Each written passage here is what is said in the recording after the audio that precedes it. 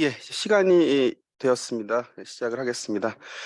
사회 문제 해결을 위한 사회과학 정책연구 포럼 그 여섯 번째 마지막 시간입니다. 안녕하세요. 저는 오늘 포럼의 사회를 맡은 순수대 정보사회학과의 정인관입니다. 사회 문제 해결을 위한 사회과학 정책연구 포럼은 경제인문사회연구회, KDI 국제정책대학원 그리고 한국사회학회가 공동으로 주최하고 있습니다. 오늘의 주제는 개천, 용, 청년 세대의 사회 이동성 논쟁입니다. 2010년대 중반 이후 수저 계급론을 비롯해서 이와 관련해 굉장히 사회적인 논의가 많이 오갔는데요. 과연 이러한 담론이 얼마나 실제 현실을 반영하고 있을지 이와 관련해 오늘 풍부한 이야기 나눌 수 있기를 바라겠습니다. 오늘도 여느 때와 마찬가지로 두 분의 발표 그리고 두 분의 토론이 준비되어 있습니다. 먼저 오늘 참석자분들 소개해드리겠습니다. 첫 번째 발표자로 최성수 연세대 사회학과 교수 나와주셨습니다. 누르시고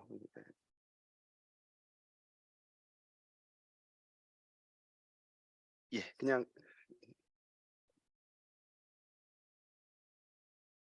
네, 안녕하십니까. 예, 두 번째 발표자로 김기현 한국청소년정책연구원 선임연구위원 나와주셨습니다. 예, 반갑습니다. 한국청소년정책연구원의 김기현입니다. 토론자로는 이상직 국회 미래연구원 연구위원 나와주셨습니다. 안녕하세요. 이상직입니다.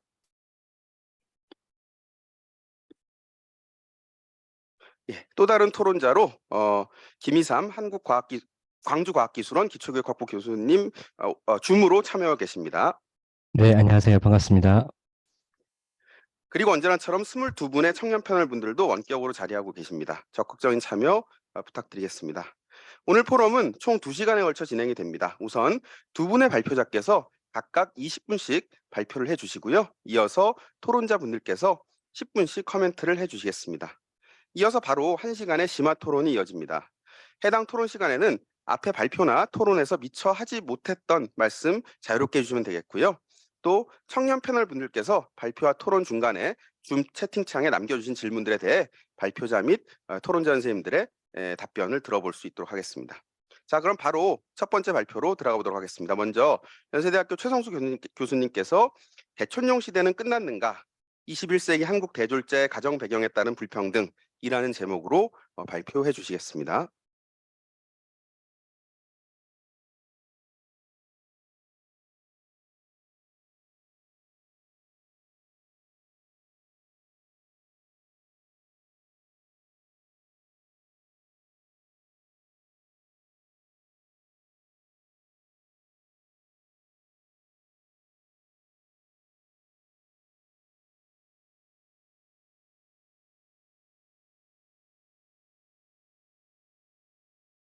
네, 안녕하십니까. 저는 개촌용 시대는 끝났는가? 21세기 한국 대졸자의 가족 배경에 따른 불평등이라는 제목으로 발표를 준비한 연세대학교 최성수입니다. 오늘 사회과학 정책 연구 포럼에서 이렇게 중요한 주제에 대해서 발제할 수 있는 기회를 갖게 돼서 기쁘게 생각하고, 또 오늘 발표 후에 여러 가지 토론과 우리 또 청년 패널들의 의견, 또 여러 선생님들의 의견을 나누면서 좀 생산적인 배움의 시간이 되기를 기대를 하고 있습니다. 발표를 시작하도록 하겠습니다.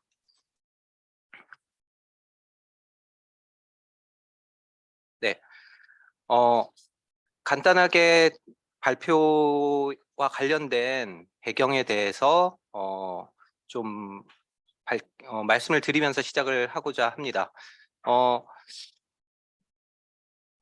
뭐 논쟁이라고 이름 붙이기는 저는 좀 저한 부분이 있긴 한데요. 그 지난 한 10년, 짧게는 5, 6년 동안의 한국 사회에서 과연 기회 불평등이 점점 심화되고 있는 것 아니냐. 그래서 막 제가 기억하기로는 한 5, 6년 전부터 개촌용, 수저론 등의 이제 담론들이 사회에서 굉장히 중요한 담론으로 제기되었던 걸로 기억이 납니다. 그것이 어떤 제목만 바뀌면서 사실은 기저에 있는 문제의식은 여전히 공유가 되고 있는 것 같고, 지금 지난 10여 년 동안 한국 사회의 여러 가지 사회적 담론이나 어떤 정치 사회적 감성, 등을 의 어떤 핵심으로 좀 자리 잡고 있는 그런 논쟁 그런 주제가 아니었나 싶습니다. 그리고 최근에는 뭐 공정성과 관련된 여러 가지 담론이나 논의들 로도 좀 확장이 된 부분이 있지 않나 이런 생각이 듭니다. 네. 그래서 뭐 개천용 논쟁이든 공정성 논쟁이든 담론이든 간에 우리가 조금 제가 생각하는 방식으로 요 어떤 우려나 문제의식을 조금 다른 방식으로 좀 정식화를 시켜보면은 정말 과거 세대에 비해서 예전에는 안 그랬는데 최근 세대에는 조금 더 가족 배경에 따른 불평등이 이제 심화되고 있는 것이 아니냐. 더 좋은 교육을 받고 더 좋은 노동시장에서 성공적인 지위를 획득하는 데 있어서 내가 획득한 거가 아니라 사실은 타고난 가족 배경에 의한 영향력이 더 커지고 있는 거 아니냐. 그럼으로써 한국 사회가 점점점 기회불평등이 더 심화된 것이 아니냐. 이것이 어떤 이제 많은 분들이 갖고 있는 어떤 문제의식의 핵심이 아닌가 싶습니다. 만약에 그렇다고 한다면은 사실은 이렇게 약화되고 있는 기회평등 혹은 좀 뭐 심하게 얘기하면 죽어버린 기회평등 이런 표현도 제가 얼마 전에 언론 기사에서 본 적이 있는데 뭐 그러면 이 기회평등 즉 다른 말로 하면 뭐 공정성을 되살리는 것이 한국 사회에 지금 우리 사회가 당면한 가장 중요한 사회적 과제가 아니냐라는 이제 어떤 정치적인 아젠다로까지 이제 논의가 되는 것 같습니다. 실제로 지난 대선에서 많은 대선 주자들이 이런 아젠다를 공통적으로 던졌던 기억이 나기도 합니다.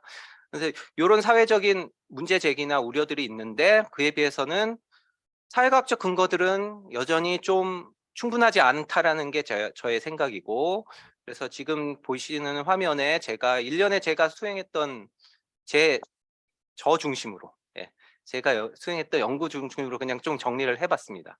그래서 뭐 지금 이런 것과 관련해서 우리가 알고 있는 최근에 근거들은 최종 학력 격차에서는 격차가 좀 감소하는 양상이 좀 있고 혹은 상위권 대학 진학 같은 경우에는 격차가 뭐 유지되는 양상이 좀에 대한 결과가 있고 반면 학업 성취도의 격차는 좀 증가한 양상이 또 보고되고 있고 한편으로 그렇다면은 가족 배경의 효과 중에서 학업 성취도를 통한 중요성은 증가한 반면에 학업 성취도와 관계없이 결국 진학과 관련된 서 나타나는 가족 배경의 효과는 좀 감소하는 양상이 있다라고 우리가 볼 수 있는 지점들도 있고 실제로 그런 연구도 결과도 또 최근에 발견을 한 바가 있습니다.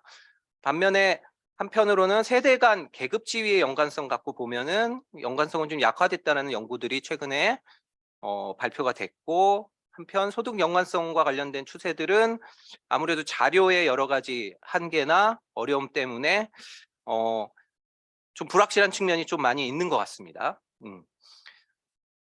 또 한편으로는 대촌용 지수라고 해서 최상위 소득층에 도달한 사람들 중에 저소득층 출신의 대표성이 좀 감소하고 있다. 라는 중요한 연구도 보고된 바가 있습니다. 그렇다면 여전히 남아있는 질문들이 좀 있는데요. 그런 건 뭐냐면 우리가 여러 가지 가족 배경 요인들을 대략 좀 이렇게 섬세하게 구분하지 않고 좀 지금까지 논의되거나 연구가 된 바가 있는데 그렇다면 어떤 가족 배경 요인들이 특히 더 중요한가 그리고 그 어떤 메커니즘이 어떤 방식으로 더 중요해졌는가라는 것에 대해서 이제 조금 더 섬세하게 볼 필요가 있다. 이런 질문은 남아있다. 그중에서 제가 오늘 발표하는 내용에서 좀 주목하고자 하는 거는 출신 지역과 출신 고등학교의 역할이 또 좀 중요할 것 같다. 왜냐하면은 몇 가지 경험적 이론적인 이유들이 있습니다.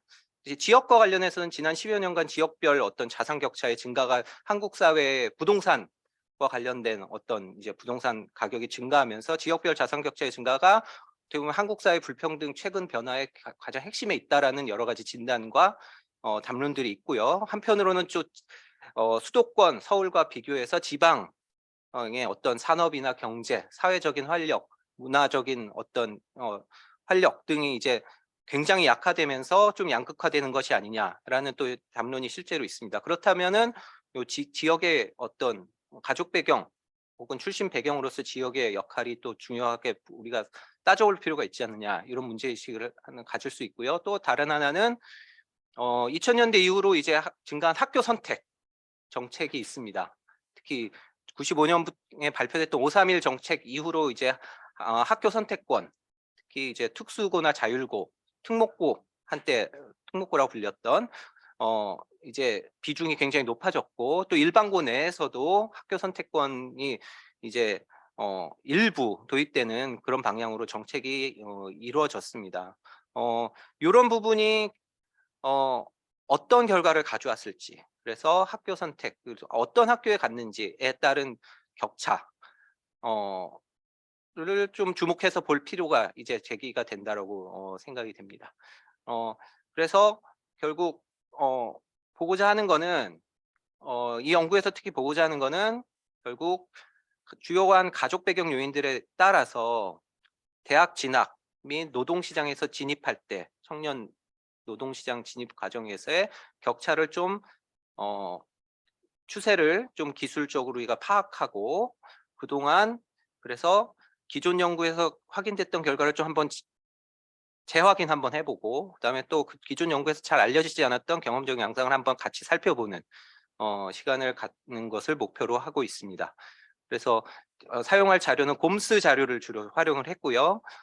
가족 배경 변수는 주로 우리가 일반적으로 많이 보는 가족 배경 변수로 부모 학력, 가구 소득, 그리고 부모 직업을 보고, 거기에 더해서 아까 말씀드렸듯이 출신 지역은 고교 소재, 출신 고교의 소재지로 파악을 했고, 그다음에 출신 고교 유형, 그래서 일반고냐 특수고냐 혹은 특성화고냐 등으로 나눠서 이렇게 살펴봤습니다. 그래서 이 연구는 제가 사실 올해 수행하고 있는 경기도교육연구원의 생애과정 교육기회 불평등 연구과제에서 수행한 연구를 조금 더 확장해서 준비한 내용입니다. 끝으로 국가장학금 소득분위에 대한 자료로 그동안 많은 언론들이 요 최근 청년 코호트의 교육기회 불평등이 심화됐다라는 여러 기사들이 약간 단골처럼 매년 나오는데, 이 부분에 대해서 좀 간단한 자료에 대한 오해에 기반한 부분을 좀 오늘 지적을 하면서, 오늘 얘기하고자 하는 질문에 대해서 좀 결론을 내리는 방향으로 발표를 하도록 하겠습니다. 아까 말씀드렸듯이 사용하는 자료는 대졸자 직업이동 경로 조사고요. 대략 2007년부터 2019년 대졸자 코호트를 대상으로 분석을 했습니다. 2007년에서 2019년 대졸자 코호트면은 남자 같은 경우는 1980년에서 94년 출생 코호트, 여자는 83년에서 96년 출생 코호트고, 학번으로 따지면 대략 남성은 한 2001년에서 2013년 학번, 여성은 2003년 4년에서 2015년 학번이 이제 커버가 됩니다. 왜냐하면 남자 여자가 왜 다르냐면은 대졸자 코호트이기 때문에, 남성 같은 경우는 주로 이제 군 복무를 하기 때문에 남성들이 대략 연령이 한 2, 3년 높은 경향을 갖고 있습니다. 네. 곰수 데이터의 장점과 단점은 분명히 뚜렷하게 존재하는데, 요거에 대해서는 나중에 뭐 토론 시간에 좀 더 질문이 들어오면은 좀 더 구체적으로 얘기하도록 하겠습니다. 일단은 넘어가도록 하겠습니다. 분석 결과를 하나하나씩 좀 짚어서 얘기를 한번 해보도록 하겠습니다.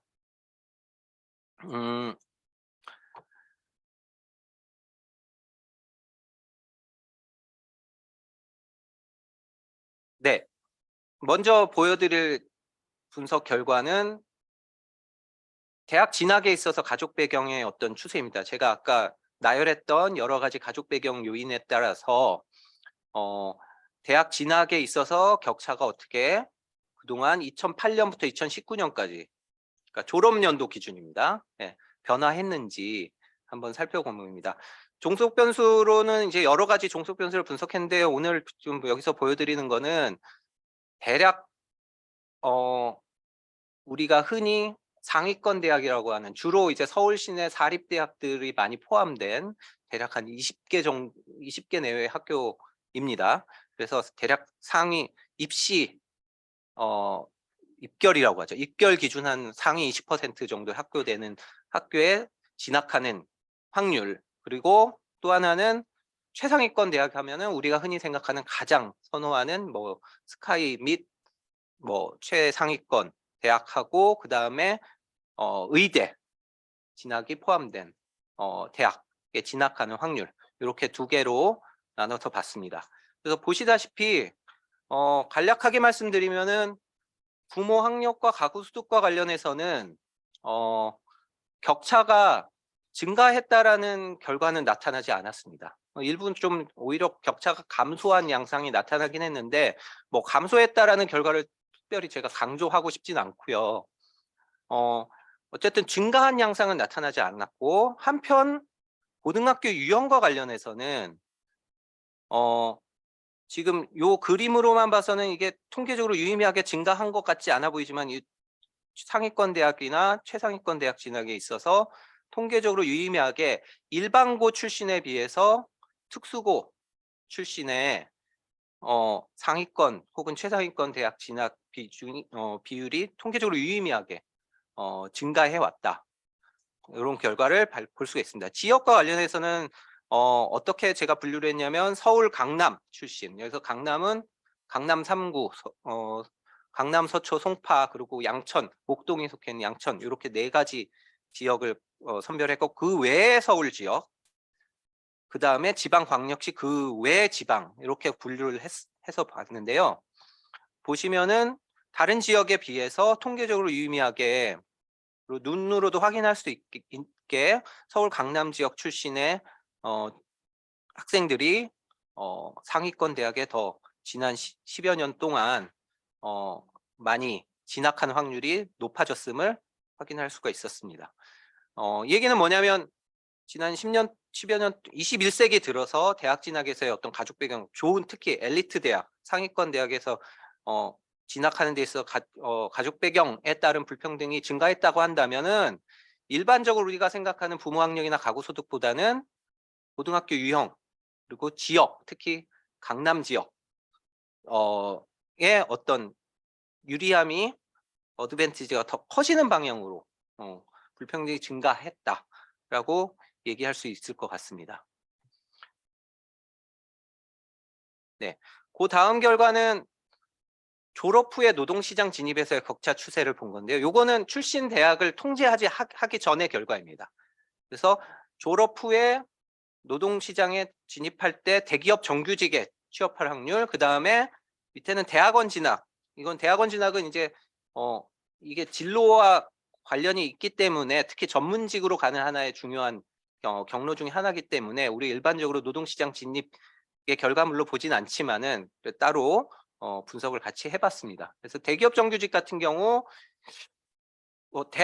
상위권 대학 진학과 결과가 되게 비슷합니다. 부모 학력이나 가구 소득에 따른 불평등이 증가했다라는 통계적인 근거는 없지만 고등학교 유형이나 그리고 출신 지역에 따른 특히 강남 지역 특수고 출신의 대기업 정규직 취업 확률이 통계적으로 아주 유의미하게 증가했음을 알 수가 있습니다. 대학원 진학과 관련해서도 대체로 비슷한 결과가 또 같이 발견이 되는데요.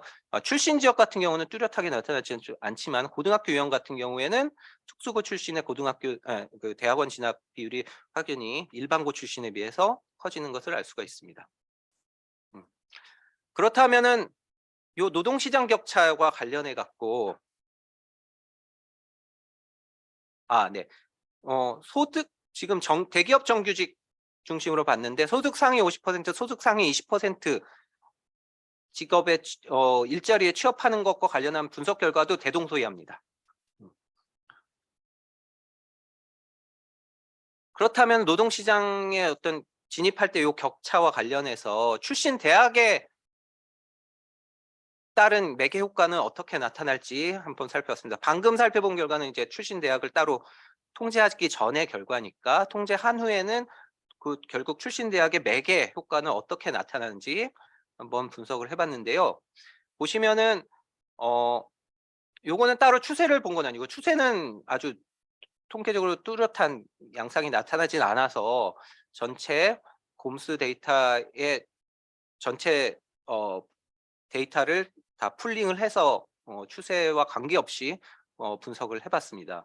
보면은 부모 학력과 몇 가지 흥미로운 양상이 나타나는데, 부모 학력과 그다음에 특수고 그리고 지역에 따른 어떤 어드밴티지는 대부분이, 여기서 대부분이라는 거 50% 이상이 출신 대학, 더 상위권 대학에 더 많이 진학함으로써 매개되는 부분이 상당히 크고요. 반면에 부모 소득으로 인한 유리함은 그렇게 출신 대학으로 매개되는 부분은 좀 적다, 상대적으로.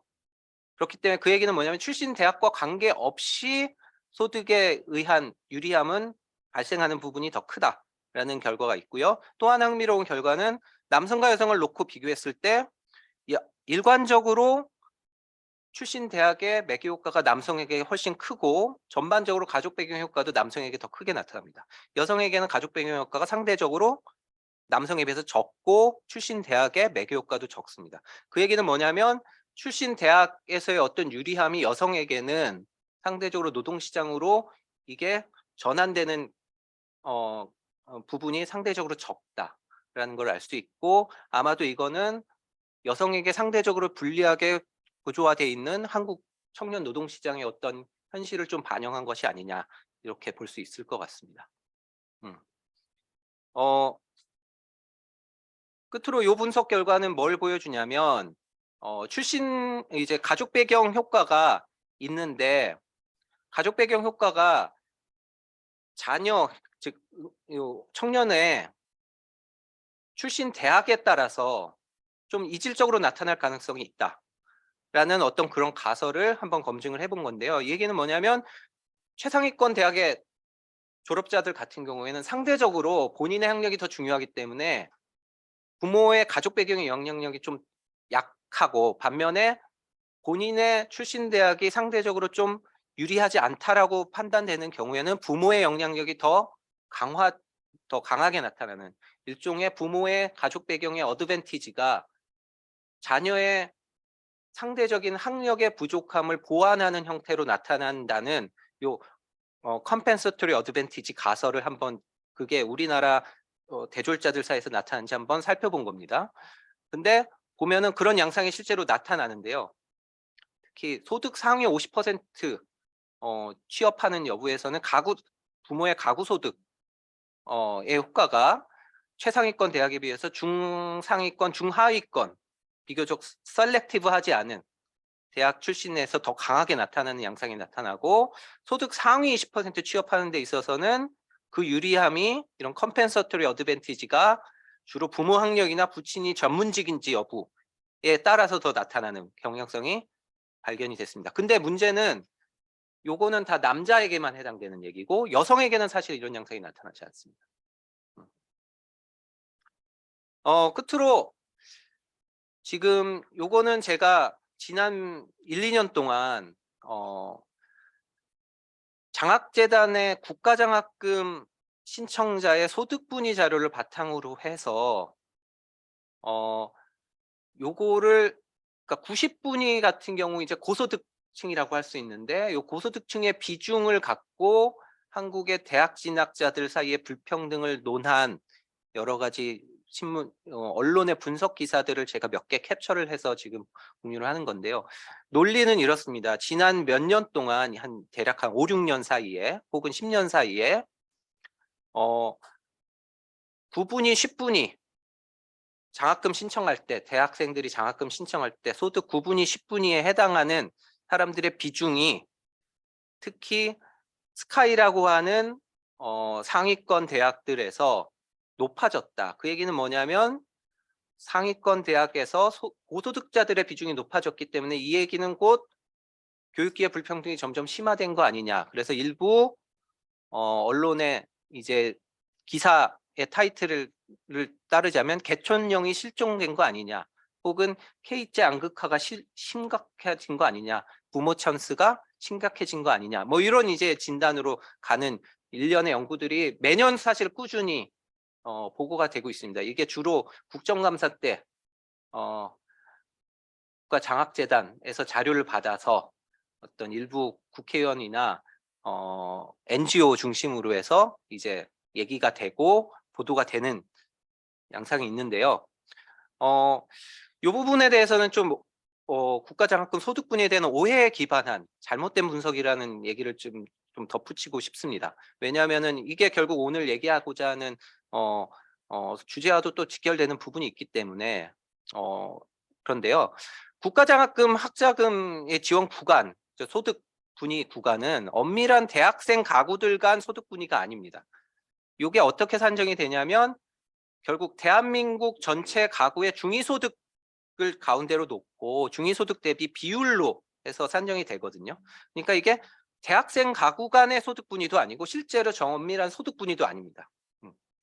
그리고 이렇게 구간을 산정을 해 놓은 다음에 대한민국 전체 가구의 중위소득 대비 구간을 산정해 놓은 다음에 그 다음에 장학금 신청한 대학생들의 가구 소득 정보를 산정할 수 있는 여러 가지 자료를 받아서 그 가구 신청자들의 가구 소득을 산정을 합니다. 그때 가구 소득 산정할 때 여러 가지 자료가 들어가는데 근로소득, 사업소득, 재산소득, 이전소득 등이 고려가 되고 특히 재산에는 부동산 부분이 들어갑니다. 그래서 보면은 공식 중위소득에 비해서 국가장학금 신청 가구의 소득이 지난 예를 들면 한 5, 6년 동안 부동산 가격이 급격히 상승하면서 전반적으로 신청한 가구의 소득도 같이 올라갔을 가능성이 굉장히 있습니다. 왜냐하면 부동산 가격이 반영이 되기 때문에. 그렇다고 한다면은 공식 중위소득 가격은 그렇게 급격히 올라가지 않았는데 전반적으로 장학금 신청자들의 소득은 올라가는 상황이 되기 때문에 국가장학금 99간에 해당하는 고소득층에 해당하는 비율이 사실 최상위권 대학이라고 하는 스카이 대학뿐만 아니라 사실 모든 대학에서 다 같이 상승하는 양상이 나타납니다. 그렇다면은 이게 사실이라면 사실 이거는 개촌령 실전 사건하고는 별 관련이 없는 것이죠. 예.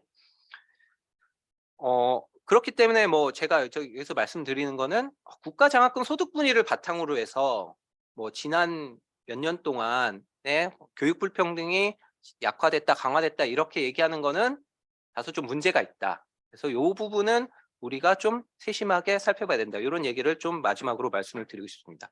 그래서 간단하게 요약을 슬라이드를 드렸는데요. 지금까지 또 요약적으로 말씀드렸기 때문에 따로 또 요약을 하진 않고 약간 함의를 간단하게 말씀을 드리면은 531 교육정책 이후로 학교 선택권 확대를 통해서 어떤 수월성 확대 정책이 굉장히 이제 중요한 교육 정책으로 있었습니다. 2000년대 이후로. 그 이후 한 10년, 15년이 지났는데 일종의 오늘 제가 보여드린 분석 결과가 하나의 중간 결산 정도라고 말씀을 드릴 수 있을 것 같습니다. 그래서 최근 이제 정부의 또 새로운 교육 정책에 대한 여러 가지 이와 관련된 아마 논의들이 이제 있을 예정인데 이 논의에 좀 생산적으로 기여할 수 있는 유의미한 함의를 제공할 수 있지 않을까라는 생각이 있고요. 그리고 서울 강남 지역의 어떤 어드밴티지가 증가한 건 우리가 어떻게 해야 되냐 이건 좀 숙제인 것 같습니다. 뭐 사교육과 관련된 산업의 고도화도 있을 수도 있고 물론 이 변화가 또 특히 입시제도의 변화와 아주 긴밀하게 연결될 수도 있고 여러 가지 얘기를 할 수 있는데 이거는 좀 논의의 토론의 영역 부분으로 좀 남겨놓고 싶습니다. 하지만 특히 이제 지리적 요인의 중요성이 점점 심해지는 것 같습니다. 그래서 우리가 그냥 단순히 가족 배경 할 때 소득, 자산, 소득, 부모 학력 뭐 이런 부분을 넘어서서 약간 이제 지리적으로 발생하는 어떤 격차에 대해 좀 관심을 갖고 좀 데이터를 좀 수집하는 게 필요하지 않나. 근데 그에 비해서 지금 지역과 관련된 특히 교육과 관련된 지역 데이터는 굉장히 부실한 상황입니다. 그래서 좀 사회적인 좀 정책적인 노력이 좀 필요한 부분이 있다고 생각하고요. 그리고 끝으로 여러 가지 제가 보여드린 오늘 결과 중에는 젠더의 문제가 굉장히 뚜렷하고 특히 청년 노동 시장에 있어서 아마 젠더 불평등이 많이 반영된 결과가 아닌가 싶습니다. 네. 그래서 젠더 불평등은 주로 이제 경력 단절과 관련해서 많이 얘기되는데 여기 곰스 데이터에 포함된 청년층 같은 경우에는 사실 경력 단절과는 직접적으로 연관이 없는 사람들이기 때문에 사실 경력 단절 이전에부터 한국 청년 노동 시장의 어떤 젠더 불평등에 대해서 우리가 좀 더 관심을 갖고 좀 살펴보고 논의를 할 필요가 있다. 이런 함의가 있을 것 같습니다. 네, 끝으로 교육 불평등 분석을 관련해서는 국가장학금 신청자 소득분위 자료는 사용하면 안 된다. 라는 또 함의도 얘기를 하면서 오늘 발표를 마치도록 하겠습니다. 들어주셔서 감사합니다. 예, 최성수 교수님 그 비교적 시간도 잘 맞춰주시고 감사합니다. 예, 그 이어서 김기현 한국청소년정책연구원 선임연구위원께서 교육과 사회이동, 교육, 직업 그리고 자산이란 제목으로 두 번째 발표해 주시겠습니다. 예, 반갑습니다. 소개받은 한국청소년정책연구원의 김기현입니다. 앞서 이제 굉장히 교육이나 직업 혹은 소득과 관련된 사회이동에 대한 구체적인 그런 부분들을 데이터를 가지고 좀 분석을 해주셨습니다. 저는 이제 분석한 내용도 좀 포함이 돼 있고요. 그리고 그거 외에도 이제 최근에 앞서도 좀 언급해 주셨는데 이 자산에 대한 부분이 불평등에 대한 최근 청년들의 인식에 크게 좀 영향을 미치고 있기 때문에 그 부분을 좀 중심으로 좀 말씀을 드리도록 하겠습니다. 제가 한 5년 전에 보사연에서 보건복지 포럼에 뭐 유사한 주제로 발표를 좀 했었습니다. 그때도 김미상 교수님께서 토론을 해주셨는데 오늘도 똑같이 또 토론을 해주시는 그런 상황인데요. 당시에는 이제 직업 변수를 이용을 해서 이제 흔히 EGP라고 해가지고 계급 이동에 대한 부분들을 제가 분석했던 것들을 발표를 했고 토론을 했던 기억이 납니다. 근데 그때 이후로 한국 사회에서 지금 가장 크게 좀 이슈가 되고 있는 부분은 뭐 부동산을 비롯한 자산에 관련된 부분인 것 같고, 근데 상대적으로 이제 교육이나 직업에 비해서 자산과 관련된 그런 분석들은 좀 많이 이루어지고 있지 않은 상황입니다. 근데 우리 사회에서의 어떤 이 사회이동과 관련된 이슈는 이 자산과 관련된 부분이지 않을까 하는 생각을 좀 해봤습니다. 그래서 그런 부분들에 좀 초점을 맞춰서 말씀을 드리도록 하겠습니다. 저는 이제 주로 이제 사회이동에서 이제 수직이동, 그 중에서도 상승이동과 관련된 부분에 좀 초점을 맞췄고요. 앞서 최성수 교수님이 하신 것처럼 부모와 자녀 이전에 대한 문제, 그러니까 세대 간 이동에 좀 초점을 맞췄다 이 말씀을 좀 드립니다. 우선 사람들이 어떻게 불평등 문제를 인식하고 있는가라고 하는 부분부터 좀 살펴봐야 될 것 같습니다. 우리나라에서 이와 관련된 자료 중에는 좀 장기적으로 볼 수 있는 것이 이제 통계청의 사회조사하고요.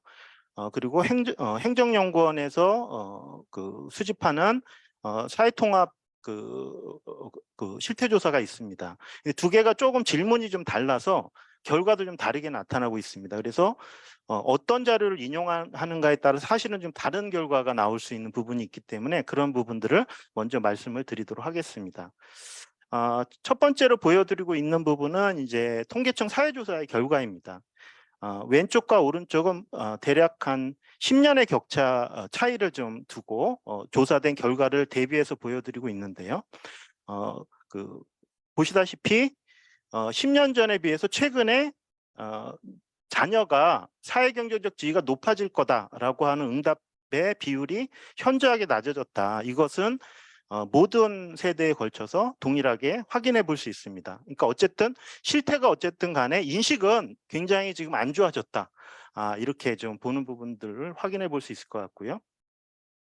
그리고 또 한 가지 굉장히 뚜렷하게 나타난 현상은 젊을수록 좀 비관적이다. 그러니까 낙관적인 것이 낮게 나타난다는 부분은 좀 희미해지긴 했습니다만 10년 전이나 현재나 같다라고 하는 부분들을 좀 확인해 볼 수 있을 것 같습니다. 그런데 흥미로운 것은 행정연구원의 조사 결과입니다. 저도 처음에 왜 차이가 나지 했는데 질문이 좀 다릅니다. 객관적으로 그냥 생각할 때 어떻게 됐냐를 질문한 것이 아니라 노력을 했을 때, 그러니까 내가 얼마나 노력을 했을 때 지위가 상승하는가 이렇게 좀 질문하고 있거든요. 흥미로운 건 뭐냐면 10년 전과 현재의 결과가 특히 청년 세대의 경우에는 큰 차이가 없다라는 것입니다. 반면 나이 든 세대는 좀 줄어들었지만 젊은 세대의 경우에는 노력하면 성공해라고 하는 어떤 그러한 인식에 있어서는 크게 악화되지 않았다라고 하는 점들을 확인해 볼 수 있을 것 같습니다. 이것은 이제 청년층의 특성과 좀 관련된 이슈가 아닌가라고 좀 생각을 하고, 또 청년들이 최근에 공정성이나 뭐 노력이나 또는 이런 부분들에 대해서 굉장히 민감하게 반응하는 이유이기도 한 것 같습니다. 노력하면 성공할 수 있어라고 하는 그러한 부분들에 대한 동의 정도가 높다라고 하는 점을 확인해 볼 수 있는 결과가 아닌가 생각을 합니다. 그런데 흥미로운 건 뭐냐면 노력이 들어간 사회이동에 대해서는 변동이 없었는데도 불구하고 실제로 노력 자체를 질문하면 노력이 성공에 도움이 되냐라고 하는 질문에 대해서는 다른 결과가 나오고 있다는 것입니다. 이거는 월드밸류 서베이의 결과인데요. 이 자료에 1990년대부터 질문이 포함되어 있습니다. 그 질문의 결과를 보면 대략 한 60% 정도가 긍정적인 응답을 했는데, 가장 최근에 2018년도에 조사한 거에 결과에 보면 너무 낮아졌습니다. 13%대. 그러니까 노력해 성공할 수 없는 사회라고 하는 그런 인식을 갖고 있다는 것이죠.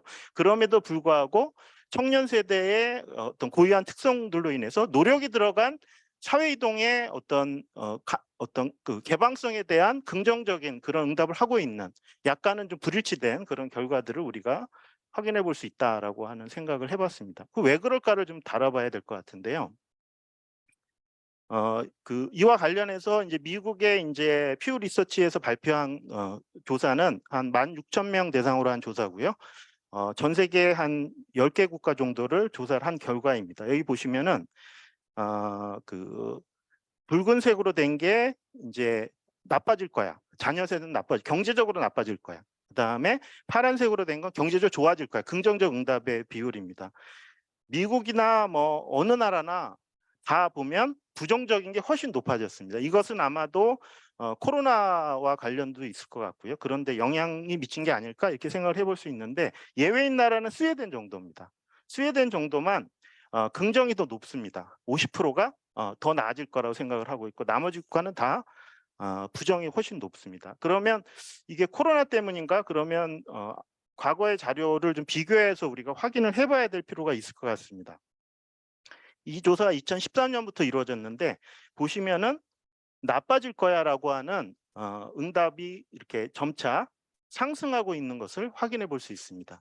그러니까 단지 일시적인 지금의 경기 상황 때문에 그렇게 응답한 것이 아니라 좀 지속적으로 좀 증가해 왔다. 특히 한국의 경우나 미국이나 비슷하게 그런 패턴들을 좀 보여주고 있는 양상을 보여주고 있습니다. 일본의 경우에는 좀 이렇게 큰 차이 없이 쭉 그냥 그 높은 수준을 유지하는, 그러니까 비관론이 이미 오래전부터 이루어졌고 그런 비관론 현실화됐다. 그러니까 1990년대에 잃어버린 10년 이후로 일본의 경우에는 다른 국가에 비해서 굉장히 높은 수준인데, 그러니까 이게 어떻게 보면 높은 수준이기 때문에 더 늘어나지 않는 그런 특성들을 좀 보여주고 있고, 대다수의 국가는 스웨덴 제외하고는 상승 기류다라고 하는 것이죠. 이제 그런 부분들을 우리가 확인해 볼 수 있을 것 같습니다. 그러니까 경제적인 부라고 하는 부분이 결국은 젊은 층이 인식하기에 좋지 않고, 결국 어떤 상승 이동과 같은 개방성이라고 하는 부분이 힘들어졌다라고 하는 인식에 좀 영향을 미친 것이 아닌가, 이런 생각을 들게 하는 결과로 좀 보여집니다. 자, 그러면 오늘 사회이동과 관련해서 사회학에서 주로 많이 다룬 건 이제 교육과 직업입니다. 그래서 그 결과에 대해서는 이제 최성수 교수님이 발표한 내용과 뭐 대동소이합니다. 저는 이제 배경부터 좀 보면 좋을 것 같은데요. 여기 왼쪽에 있는 건 뭐냐면 젊은 세대와 나이 든 세대의 고등교육 이수율의 차이입니다. 보시면 제일 위에 약간의 아웃라이어, 이상치로 있는 것이 바로 한국입니다. 한국을 따라갈 나라가 없습니다. 그거는 이미 2017년도에 그랬고 2021년도에도 마찬가지입니다. 다만 이제 한국이 조금 낮아졌는데, 이거는 고학력의 영향이죠. 그러니까 50대에 이제 86세대가 이제 나이가 들어가니까 그 갭이 줄어든 것이지, 사실상은 굉장히 대학 진학이 높다. 이거는 뭐냐면 교육을 가지고 우리가 사회이동을 논하게 되면 개방성이 높아졌어, 이렇게 나올 가능성이 높아진 것이죠. 이제 그걸 우리가 확인해 볼 수 있을 것 같고요. 오른쪽에 있는 건 뭐냐면 25세부터 64세 인구의 교육 수준입니다. 그래서 파란색으로 된 게 고등교육 그 이수의 비율을 의미하게 되는데, 일본 정도를 제외하고 한국이 굉장히 높다라는 것이죠. 한 32%가 대학 나온 나라가 한국이다라고 하는 점들을 확인해 볼 수 있을 것 같습니다. 이러한 결과는 데이터를 가지고 우리가 실제로 분석을 해도 교육에 있어서의 개방성은 좀 좋아졌을 것이다라는 것을 예측해 볼 수 있도록 하는 결과가 아닌가 이런 생각을 하게 됩니다. 최성수 교수님도 참여한 걸로 알고 있는데 이제 성문주 교수님을 비롯한 여러 연구자들이 그 곰수 자료뿐만 아니라 이제 다양한 자료들을 이제 병합을 해서 데이터 분석을 했습니다. 이 결과가 예측한 것과 비슷한 그런 어떤 양상을 좀 보여줬다라고 할 수 있을 것 같은데요. 그러니까 교육 이동과 관련해서 가장 좀 지금까지 통용되는 부분은 이제 지속적으로 유지되는 불평등 가설입니다. 그러니까 통계적으로 봤을 때 부모의 영향은 교육에 있어서 유의하다라고 하는 것이죠. 다만 이제 기울기, 그러니까 과거보다 완화됐는가 또는 유지됐는가 또 혹은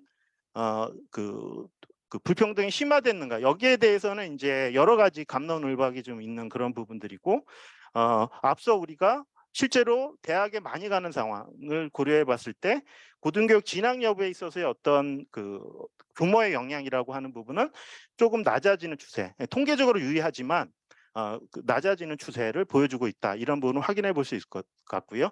이와 관련해서 이제 앞서 분석을 했듯이 이제 EMI 가설 같은 것들이 있습니다. 그러니까 이제는 양적인 것이 아니라 질적인 거다. 그러니까 어느 고등학교를 나왔느냐, 또 어느 대학에 진학했느냐, 뭐 이런 부분들이 이제 더 핵심이다. 대학 가는 문제는 이제는 특히나 한국 사회처럼 완전히 고등교육이 급팽창한 나라의 경우에는 사실 그건 중요한 이슈가 아니고 이제 이슈가 자체가 바뀌는 이제 그런 양상들로 가고 있다라고 하는 점들을 우리가 확인해 볼 수 있을 것 같습니다. 두 번째는 직업입니다. 직업과 관련해서 우리가 우리 사회 변화를 먼저 살펴봐야 될 것 같은데 여기 보시면은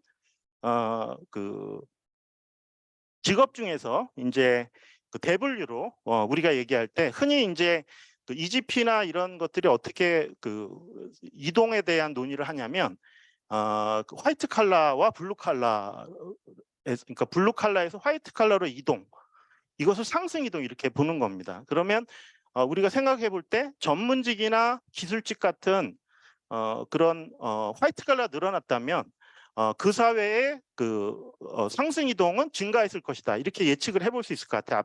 앞서 이제 교육과 마찬가지인 그런 부분이다라고 할 수 있을 것 같은데 여기 보시면 한국의 경우에 한국의 경우에 그러니까 전문가, 준전문가에 해당되는 부분이 2010년 대비 얼마나 증가했는가를 보여주고 있습니다. 그래서 17.5%포인트나 늘어났습니다. 한국과 비슷한 수준은 미국 정도이고요. 다른 어느 나라보다 전문 기술직의 증가폭이 컸던 나라가 한국입니다. 그렇다는 이야기는 직업을 가지고 그것을 뭐 지위로 하든 아니면 계급으로 하든 간에 상승 이동의 여지가 커졌다는 것을 우리가 확인해 볼 수 있을 것 같고요. 다른 이제 지표들을 보시면 이제 서비스 판매직 같은 게 특히 큰 폭으로 한국이 좀 낮아지는 부분이고 뚜렷하게 증가와 관련된 양상을 보여주고 있는 것이 이 전문 기술직이다. 또 한 가지는 이제 흔히 뭐 양극화 논의와 관련된 단순 노무직의 증가인데 한국은 그게 크지가 않습니다. 상대적으로 오히려 미국이라든지 혹은 일본 같은 나라에서의 증가가 더 뚜렷하다 이렇게 볼 수 있을 것 같습니다. 그래서 이러한 부분들이 상승 이동이 증가했을 개연성이 높다라고 하는 점들을 말해주고 있다라고 생각을 합니다. 실제로 박현준 교수를 비롯한 관련된 연구들을 많이 하고 있는데 이것을 이제 절대적 이동이냐 상대적 이동 구분합니다. 앞서 이제 최 교수님이 이제 상대적 이동에 대한 연관성에 대한 부분을 말씀을 해주셨고요. 그러니까 절대적 이동은 말 그대로 분포에 대한 문제인데 이거는 앞서 보여드린 직업 구조가 훨씬 더 장기적인 추세를 담아내고 있습니다. 왜냐하면 부모이기 때문에 50년대생의 부모라고 한다면 1920년대생이라는 이야기잖아요. 그럼 그 당시를 우리가 생각하면 대부분 농민인 거죠. 그래서 농민에서 예를 들면 화이트 칼라로 이동하면 상승 이동이 크게 증가한 그런 부분들이 나타나는 그런 특성들을 이제 보여주게 되는 측면들이 있습니다. 그래서 농민을 포함하느냐 포함하지 않느냐를 가지고 이렇게 분석을 좀 진행을 했고요. 그래서 절대수의 농민이 줄었기 때문에 이제 그걸 제외하고 봤을 때 절대적 상승 이동은 최근 연령 코호트로 올수록 증가하는 양상을 좀 보여주는 부분들을 확인해 볼 수 있을 것 같습니다. 또 한 가지는 이제 그 부모와 자녀의 직업 연관성, 부모가 화이트 칼라면 자녀도 화이트 칼라인지 이런 부분들을 보면 점차 낮아지는 추세로 명확하게 나타나고 있습니다. 이 얘기는 뭐냐면 직업으로 봤을 때 어떤 상승 이동 가능성이 커졌다. 그러니까 개방성이 좀 더 그러니까 부모가 무슨 직업이든 상관없이 자녀의 직업은 달라질 수 있다라고 하는 부분들이 더 확실해졌다라고 하는 걸 보여주고 있습니다. 이처럼 교육과 직업에 있어서의 사회 이동이라고 하는 양상은 최소한 우리 사회에서는 가장 급격하게 교육 팽창이 이루어졌고, 그리고 전문직을 비롯한 흔히 괜찮은 일자리라고 하는 것의 비중이 압축적으로 증가한 나라입니다. 그렇다면 직업과 교육으로 분석한 어떤 개방성이라고 하는 것은 점점 좋아졌다라고 하는 결론에 우리가 도달해 볼 수 있을 것 같습니다. 근데 문제는 왜 사람들이 개천에서 욕 못 난다고 이렇게 생각하는 걸까? 그 부분에 대한 우리가 검토가 좀 필요할 것 같습니다. 이거는 뭐냐면 그 영국과 그다음에 독일, 프랑스를 비롯해서 한국과 일본, 미국에 대한 데이터입니다. 한국 자료는 좀 90년대 정도부터 이제 포함이 돼 있고요. 초기 자료는 이제 프랑스, 영국, 독일에 해당되는 부분인데, 그러니까 소득과 자산에 대한 문제입니다. 그래서 여기 예를 들면 800%에 근접해 있는데 초기에, 그러니까 19세기 중반대의 그 소득 대비 자산은 한 8배 차이 난다는 거죠. 그러니까 자산이 많을수록 그 부가 결정되는 그런 시기였다는 걸 우리가 확인을 해볼 수가 있고, 그러니까 이것이 그냥 흔히 우리가 세습이라고 할 수가 있겠죠. 그러니까 부유한 부모가 결국 그 자녀의 어떤 부분들을 결정하는 정도가 크고, 개인이 교육을 많이 받고 좋은 직업을 얻어서 소득을 얻어서 그 소득을 통해서 할 수 있는 부분의 가능성 적었던 시대였다고 볼 수 있을 것 같습니다. 근데 이 부분이 그 20세기 들어서 크게 낮아집니다. 3배 차이까지 줄어들어요. 이 얘기는 뭐냐면 교육을 통한 상승 이동으로 좋은 직업을 얻게 되면 그 사회 이동에 대한 긍정적인 인식이 커질 수밖에 없고, 사실은 이제 이 시기에 바로 근대화 이론이 나오게 된 겁니다. 그래서 어떤 개방적인 사회로의 변화라고 하는 것이 근대화를 통해 이루어낼 수 있다라고 하는 논의로 이어졌던 시기였는데, 문제는 이게 바뀌었다는 것이죠.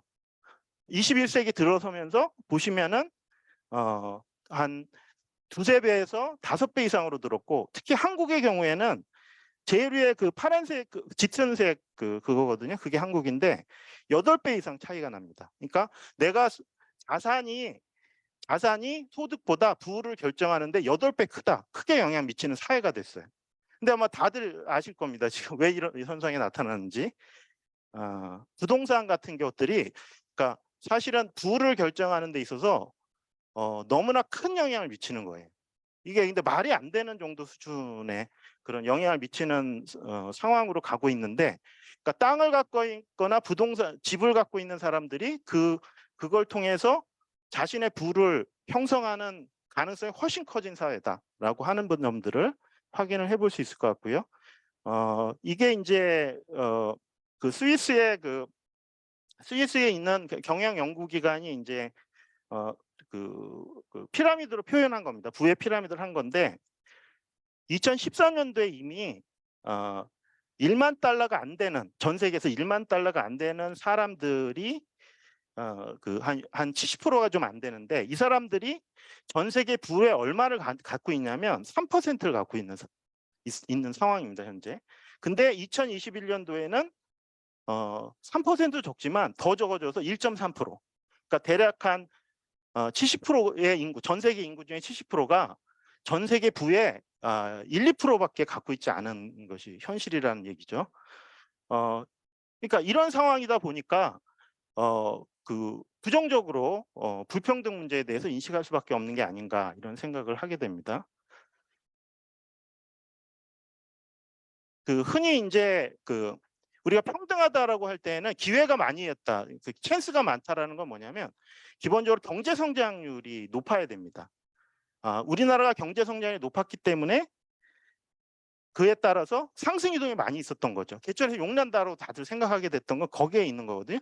근데 한국의 경제 성장률이 빨간색이고 점선 파란색이 OECD 국가예요.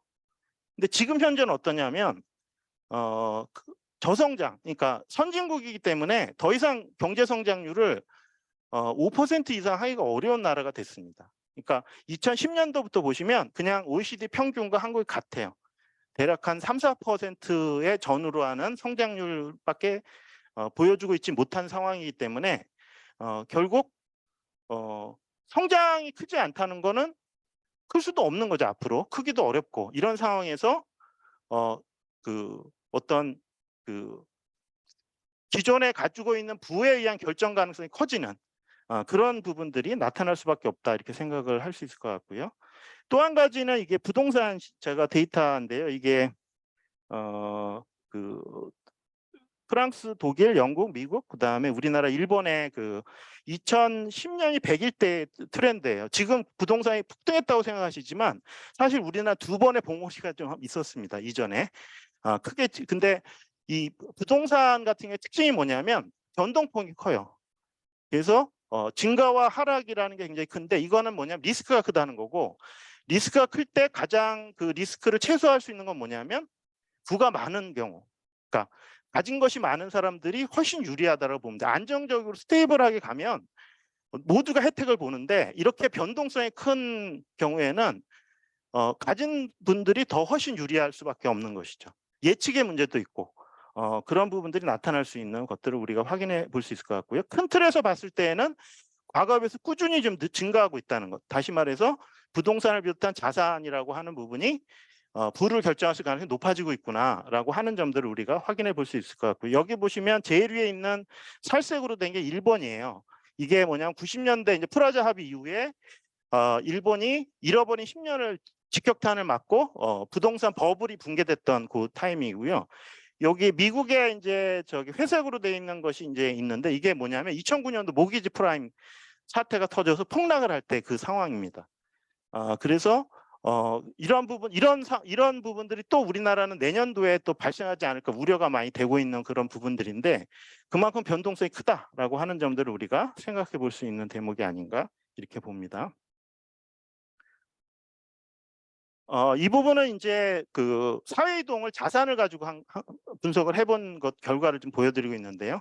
그러니까 부모의 부동산과 자녀의 부동산인데 이게 노동 패널 자료는 패널 데이터이기 때문에 그러니까 분가하기 전에 자녀가 있고 그 자녀가 분가한 이후에 분가한 자녀가 자기 집을 소유하는 기간을 가지고 이벤트 히스토리로 이제 분석을 한 결과입니다. 여기 보시면 부모의 부동산 가격이 높으면 높을수록 자녀가 이 기간을 짧게 그러니까 자기가 자기 집을 얻을 수 있는 가능성이 커지고 있다는 것을 이제 보여준 결과일 것 같고요. 좀 더 나아간다면 저희가 이 자산을 가지고 하는 사회이동이라고 하는 부분을 분석을 내는 것이 좀 굉장히 필요하지 않을까 이런 생각을 좀 말씀을 드립니다. 그리고 연간 경상소득이 가계소득 데이터에서 마이너스가 나온 적이 없는데 최근에 2번에 걸쳐서 청년층에 한해서는 마이너스가 나왔어요. 우리나라가 물가 상승률이 굉장히 높은 나라인데 소득이 전년보다 낮아졌다는 거는 마이너스가 나왔다는 거는 훨씬 더 큰 충격이거든요. 그만큼 부에 있어서 문제들이 발생을 하고 있다는 걸 우리가 알 수 있을 것 같고요. 그 다음에 특히나 이제 코로나19 이후에 자산은 자산 보유액의 변동폭이 굉장히 컸다. 특히나 이제 청년층의 경우에는 이제 자산 보유액의 감소하고 자산이 감소하고 부채는 크게 증가하는 그런 양상들을 지금 보여주고 있는 상태고요. 당연히 인식도 다른 어떤 불평등보다 자산 불평등에 대한 이 가장 심각하다라고 하는 응답이 커지고 있는 상황입니다.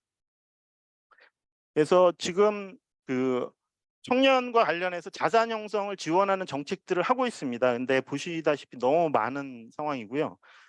이게 주로 이제 그 소득계층이 낮은 그 최저생계나 혹은 차상위를 대상으로 하는 사업들이 대부분이고, 예외적인 게 하나가 뭐냐면 이제 청년 내일채용공제라는 그런 자산 형성 지원 정책이 있습니다. 이것은 중소기업에 들어가면 소득과 상관없이 이제 자산 형성을 돕는 그런 형태를 취하고 있습니다.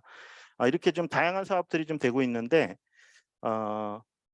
그 소득 슬라이드 방식으로 소득 수준에 따라서 이제 지원해주는 그런 부분들이 이제 작년에 틀이 좀 마련됐고요. 그리고 윤석열 정부에서는 원래는 이제 10년 동안 1억 만드는 그런 통장, 그러니까 청년 도약 계좌라고 하는 것을 했는데, 실제로 지금 확정된 그러니까 예산안을 보면 5년으로 줄어들었고, 기간은 금액은 1억에서 5천으로 좀 줄어든 그런 상황입니다. 그래서 올해 이제 이 적금 이게 대란이 있었잖아요. 너무 신청자가 많아서 됐는데, 올해로 이제 이 사업은 1년 하고 이제 일몰이 될 걸로 일몰이 되고요. 신규 사업이 이제 들어가는 상황입니다. 여기서 좀 차이가 난 거는 좀 더 지원 대상들을 확대했다는 것하고, 또 소득 기준이 추가됐다는 거, 중위소득의 180% 이하로 했다는 그런 좀 차이가 있습니다. 결론적으로 좀 제가 말씀드리고 싶은 부분은 부의 문제를 사회도의 핵심적 사안으로 이제 고려해야 될 때가 된 게 아닌가라고 하는 점 하나고요. 그렇다면 자산 불평등을 해소하기 위한 다각적인 노력이 좀 요구된다라고 하는 부분입니다. 그리고 지금 제한되고 있는 여러 사업들이 원래 그 CDA라고 해서 차일드 디벨로프먼트 어카운트라고 해가지고 0세부터 원래 하는 거예요. 그러니까 장기적으로 해서 청년이 됐을 때 목돈을 가지고 시작하게 하자는 거거든요. 근데 우리나라는 이런 모델로 하고 있는 경우가 디딤시아 통장이라고 있긴 한데, 이게 그 양육시설에 있는 친구들이 이제 퇴소를 할 때 그 지원해 주는 것으로 시작을 했고, 굉장히 그 지원폭이 적습니다. 근데 이제 미국이나 뭐 싱가포르나 뭐 여러 나라, 영국이나 이런 나라들에서는 보편적으로, 그러니까 소득과 무관하게 이제 시행을 하고 있고, 다만 이제 소득이 낮을수록 정부 지원이 들어가고 보호자의 부담은 줄이는 방식으로 해서 성년기 때 좀 제대로 된 출발을 할 수 있도록 하는 방식으로 하고 있습니다. 그래서 우리나라도 이제 그런 접근이 필요하다는 말씀을 드리면서 제 발표를 마치도록 하겠습니다. 감사합니다.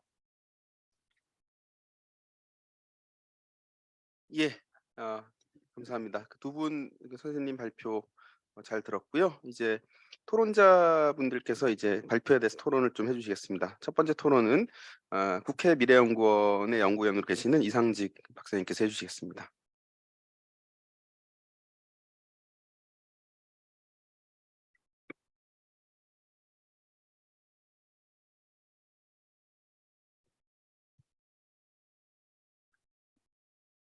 네, 안녕하세요. 이상직입니다. 먼저 이렇게 뜻깊은 자리에 올 수 있게 되어서 참 기쁩니다. 저는 최성수 교수님 발제에 대한 토론을 좀 준비했습니다. 바로 말씀드리겠습니다. 먼저 최성수 교수님 그 발제문의 제목이 이제 개천용 시대는 끝났는가인데, 아마 오늘 주제 그 키워드가 이미 주어져 있기도 하고, 저희가 보통 이제 언론이나 저희가 일반적인 그 일상에서 대화를 나눌 때 이런 표현을 많이 써서 이렇게 제목을 붙이신 게 아닐까 짐작은 하는데, 막상 이 질문을 제 스스로에게 던져 보니까 이게 개천용 시대, 개천용 사회라는 게 어떤 사회일까? 또 이제 막상 또 답을 제가 해보려고 하니까 잘 떠오르지가 않더라고요. 그래서 뭐 이미 말씀은 다 하셨지만 한번 좀 같이 생각해 보면 좋지 않을까라는 생각이 들었고, 또 그 김기현 교수님 발제를 막 들으면서 또 그 생각이 조금 더 커졌는데, 저희가 뭐 사회 이동, 노력, 능력주의, 개척용 시대라는 말 자체도 어떻게 보면 뭐 20세기 전후 한 몇십 년에 걸쳐서 우리 사회가 조직된 방식, 맥락을 반영하고 있는 것은 아닌가. 그러면 혹시 뭐 저성장 시대라고들 하는데 이럴 땐 좀 다른 식의 어떤 사회 조직 논리나 어떤 이념이 필요한 건 아닌가 뭐 이런 생각까지도 잠깐 좀 해보았습니다. 어, 그래서 저는 이렇게 한번 여쭙고 싶은데 그럼 예컨대 여기 개척용 지수라는 것도 이제 주병기 선생님께서 만들어신 것 같은데 그럼 과연 어떤 경우일 때 우리가 이제 개척용 시대라고 할 수 있는가, 개천에서 용이 나는 시대라고 할 수 있는가, 한 번쯤 한번 생각해 보면 어떨까, 그 통계학적으로 나름 정의를 해볼 수 있을까, 이런 생각이 좀 들었고요. 관련해서 구체적으로는 보통 이제 하위 20%대 상위 80% 이런 식으로 비교를 해주셨는데, 좀 분위별로 확률의 어떤 변화가 좀 분포가 다를지 좀 궁금해졌습니다.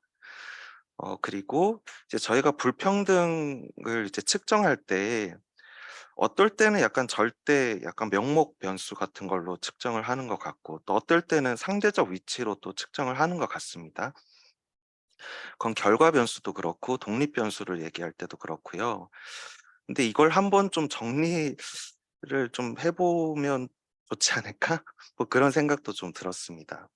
그리고 분석 결과의 함의에 대해서 이렇게 두 가지로 말씀을 해주셨는데요. 먼저 이게 5.3일 교육 정책 아마 1995년에 이제 김영삼 정부에서 처음에 시작한 정책을 말씀하시는 것 같은데 오늘 말씀해주신 작업의 결과가 이 5.3일 교육 정책 효과의 중간 결산의 의미를 갖는다 또는 이제 새 정부 교육 정책에 대한 함의를 갖는다고 적어주셨는데 그 의미를 조금 더 구체적으로 좀 말씀해 주실 수 있을지 부탁드리고 싶습니다.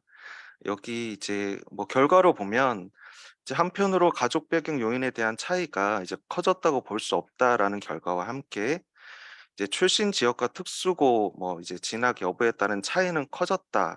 이 두 결과를 어떻게 연결해 볼 수 있을지 좀 궁금했습니다. 그리고 이제 5.3일 정책의 효과라는 측면에서 이 자료는 이제 80년대생부터 이제 2000년 이른바 학번부터 이제 보고 있는데 혹시 그 전까지 이제 비교 범위를 좀 넓혀야 하는 건 아닌가 좀 궁금했었고요. 그리고 이 80년대생부터의 어떤 15년, 20년의 변화는 뭐 일정하다고 어떻게 보면 결론은 변화가 없다이긴 하지만 좀 일정한 방향으로 일정한 속도로 있었는지도 궁금합니다. 특정한 변곡점 같은 게 는 혹시 없었는지 여쭙고 싶고요. 그리고 마지막으로 대졸자 이제 이 직업 이동 경로 조사 한계로 이미 비대졸자가 빠진 것을 언급해 주셨는데 이게 대학 진학률이 워낙 이제 급격하게 이제 높아진 만큼 이 그러니까 진학자의 이렇게 존재가 어떤 이제 어, 효과를 갖는지 저는 좀 쉽게 짐작하기가 어려운데 선생님께서는 어떻게 좀 짐작하시는지 여쭙고 싶습니다. 그리고 뭐 넓은 의미의 함의와 관련해서 이제 뭐 이른바 교육 뭐 정책 관련해서도 요즘에 이제 국회 토론회 자리 같은 거 가보면 결국 학생 수가 이제 거의 뭐 절반 이하로 줄어드는 상황에서 이 교육의 어떤 뭐랄까 인프라부터 이제 교육 프로그램까지 어떻게 이제 재편해야 하는가에 관한 관심들이 많이 있는 것 같은데요. 이 맥락에서 이른바 이게 불평등 문제를 조금 풀 수 있는 좀 이렇게 전반적인 방향성 같은 것에 대해서 좀 얘기를 나눌 수 있을지 여쭙고 싶습니다. 이건 이제 선생님 발표에 대한 좀 구체적인 좀 말씀이었고요. 이건 뭐 선생님의 발제에 대한 것뿐만 아니라 요즘 불평등에 관한 관심도 많고 이런저런 작업들도 많이 나오는데 오늘 이 자리가 뭐 정책과의 연결성 또는 이제 넓은 의미의 이제 한국 사회의 어떤 일반 살아가는 사람들과의 어떤 소통을 좀 도모하는 자리라고 좀 이제 제가 를 하고 있습니다. 그런 맥락에서 좀 이런 그 통계적 맥락에서 분석들 아주 다양하고 이제 밀도 있는 그런 변수가의 관계를 확인하는 작업들을 조금 더 이제 번역을 좀 해서 좀 이렇게 뭐랄까 이제 정책의 영역으로 좀 이렇게 확산을 할 좀 그런 필요가 있지 않나 이런 생각이 들었습니다. 최근에 여러 책들, 좋은 책들이 많이 나오고 있지만 좀 많이 부족하지 않나 싶습니다. 제 생각에는 오늘 이렇게 발제자 두 분 선생님께서 좀 좋은 책을 써주시면 참 좋겠다. 네, 저는 그런 말씀을 꼭 드리고 싶고요. 특히 예, 최성수 교수님은 워낙 다양한 이제 작업을 하고 계셔서 이걸 종합했을 때 결국 한국 사회가 어떻게 변해왔는지를 좀 큰 한번 내러티브 같은 게 한번 좀 있으면 좋겠다 그런 생각이 들었습니다. 그리고 뭐 마지막으로는 오늘이 이제 뭐 학계와 이렇게 정책 연구 기관의 어떤 교류라는 의미에서 말씀을 드리고 싶은데요. 제가 뭐 사실 정책 연구자로서는 아직 너무 부족하고 경력도 없지만 그래도 한번 생각을 해보면 이 정책 연구 기관이 가진 핵심적인 역할이 자료를 수집할 수 있는 그 재원이 있다는 것이 아닐까 싶습니다. 그리고 오늘 최성수 교수님의 발제에서도 이 자료의 한계 그리고 새로운 자료의 필요성을 아주 강조해 주셨는데 이런 맥락에서 좀 정책 연구기관과 학계가 좀 협업을 할 수 있는 여지가 있지 않을까 그런 생각이 들었고요. 뭐 구체적으로는 뭐 자료별로 좀 리뷰하는 작업을 한번 해봐도 좋을 것 같고 이런 작업을 모아서 뭐 이제 국회에서도 좀 의제화해서 뭐 국정감사기관이나 이럴 때 좀 주장을 해서 좀 이렇게 뭐랄까 좀 의미 있는 자료를 만들고 활용할 수 있는 그런 장을 좀 마련해 보면 좋지 않을까 그런 생각이 들었고요. 특히나 제가 연구기관에 있다 보니까 아주 작은 바깥의 관심도 아주 큰 의미가 있는 것 같습니다, 생각보다. 그래서 밖에서 이런저런 관심을 가져주시면 안에서 자료를 수집하는 사람들 입장에서도 좀 많이 힘이 나는 것 같더라고요. 네, 그래서 그런 말씀을 좀 드리고 싶고요. 마지막으로는 제가 있는 국회 미래연구원, 여기 아마 거의 대부분 선생님들께서 잘 모르실 텐데, 어, 여기서도 뭐 이런저런 연구를 하고 있고, 뭐 자료 측면에서는 이제 한국인의 행복조사라는 자료를 수집하고 있습니다. 한 8천 가구, 이제 가구원 18,000명을 대상으로 조사를 하는데요. 제가 알기로 이제 이런 가구 단위로 이런 좀 대규모 조사를 하는 경우는 많지는 않은 것 같습니다. 그래서 그리고 아직 이제 승인 통계도 아니어서 조사표를 좀 바꿀 여지가 아직 많이 있습니다. 그래서 조금 더 관심 가져주시고 이런저런 이제 조사표 문항 같은 것도 좀 제안해 주시면 이런 불평등 연구에 있어서도 저희 연구원도 조금 기여를 할 수 있지 않을까 그런 생각을 해보았습니다. 네, 이상입니다. 예, 감사합니다. 아주 정해진 시간에 좋은 토론과 깨알 같은 홍보도 이렇게 해주셔서 자료 관심 갖고 보도록 하겠습니다. 예, 그 김희삼 교수님 지금 그 온라인으로 계신데요. 그 토론 해주시겠습니다. 예. 네, 안녕하세요. 저 화면 공유할 수 있도록 좀 해주시면 감사하겠습니다. 권한을 좀 주시면 좋겠네요.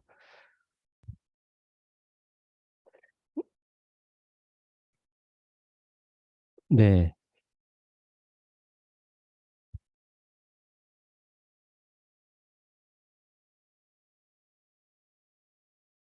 네, 우선 이렇게 온라인으로 참여하게 돼서 좀 아쉽기도 하고 좀 죄송하기도 합니다. 제가 지금 잘 피해 오다가 코로나19 양성 판정을 받아서 지금 며칠째 제 방에서 나오지 못하고 있는 상태입니다. 그리고 며칠 동안 목소리도 내지 않고 살았었는데 지금 오늘 처음 이렇게 입을 떼보는 상황인데요. 그래서 혹시 상태가 좀 좋지 않더라도 네, 선생님들 양해 많이 해주시면 좋을 것 같습니다.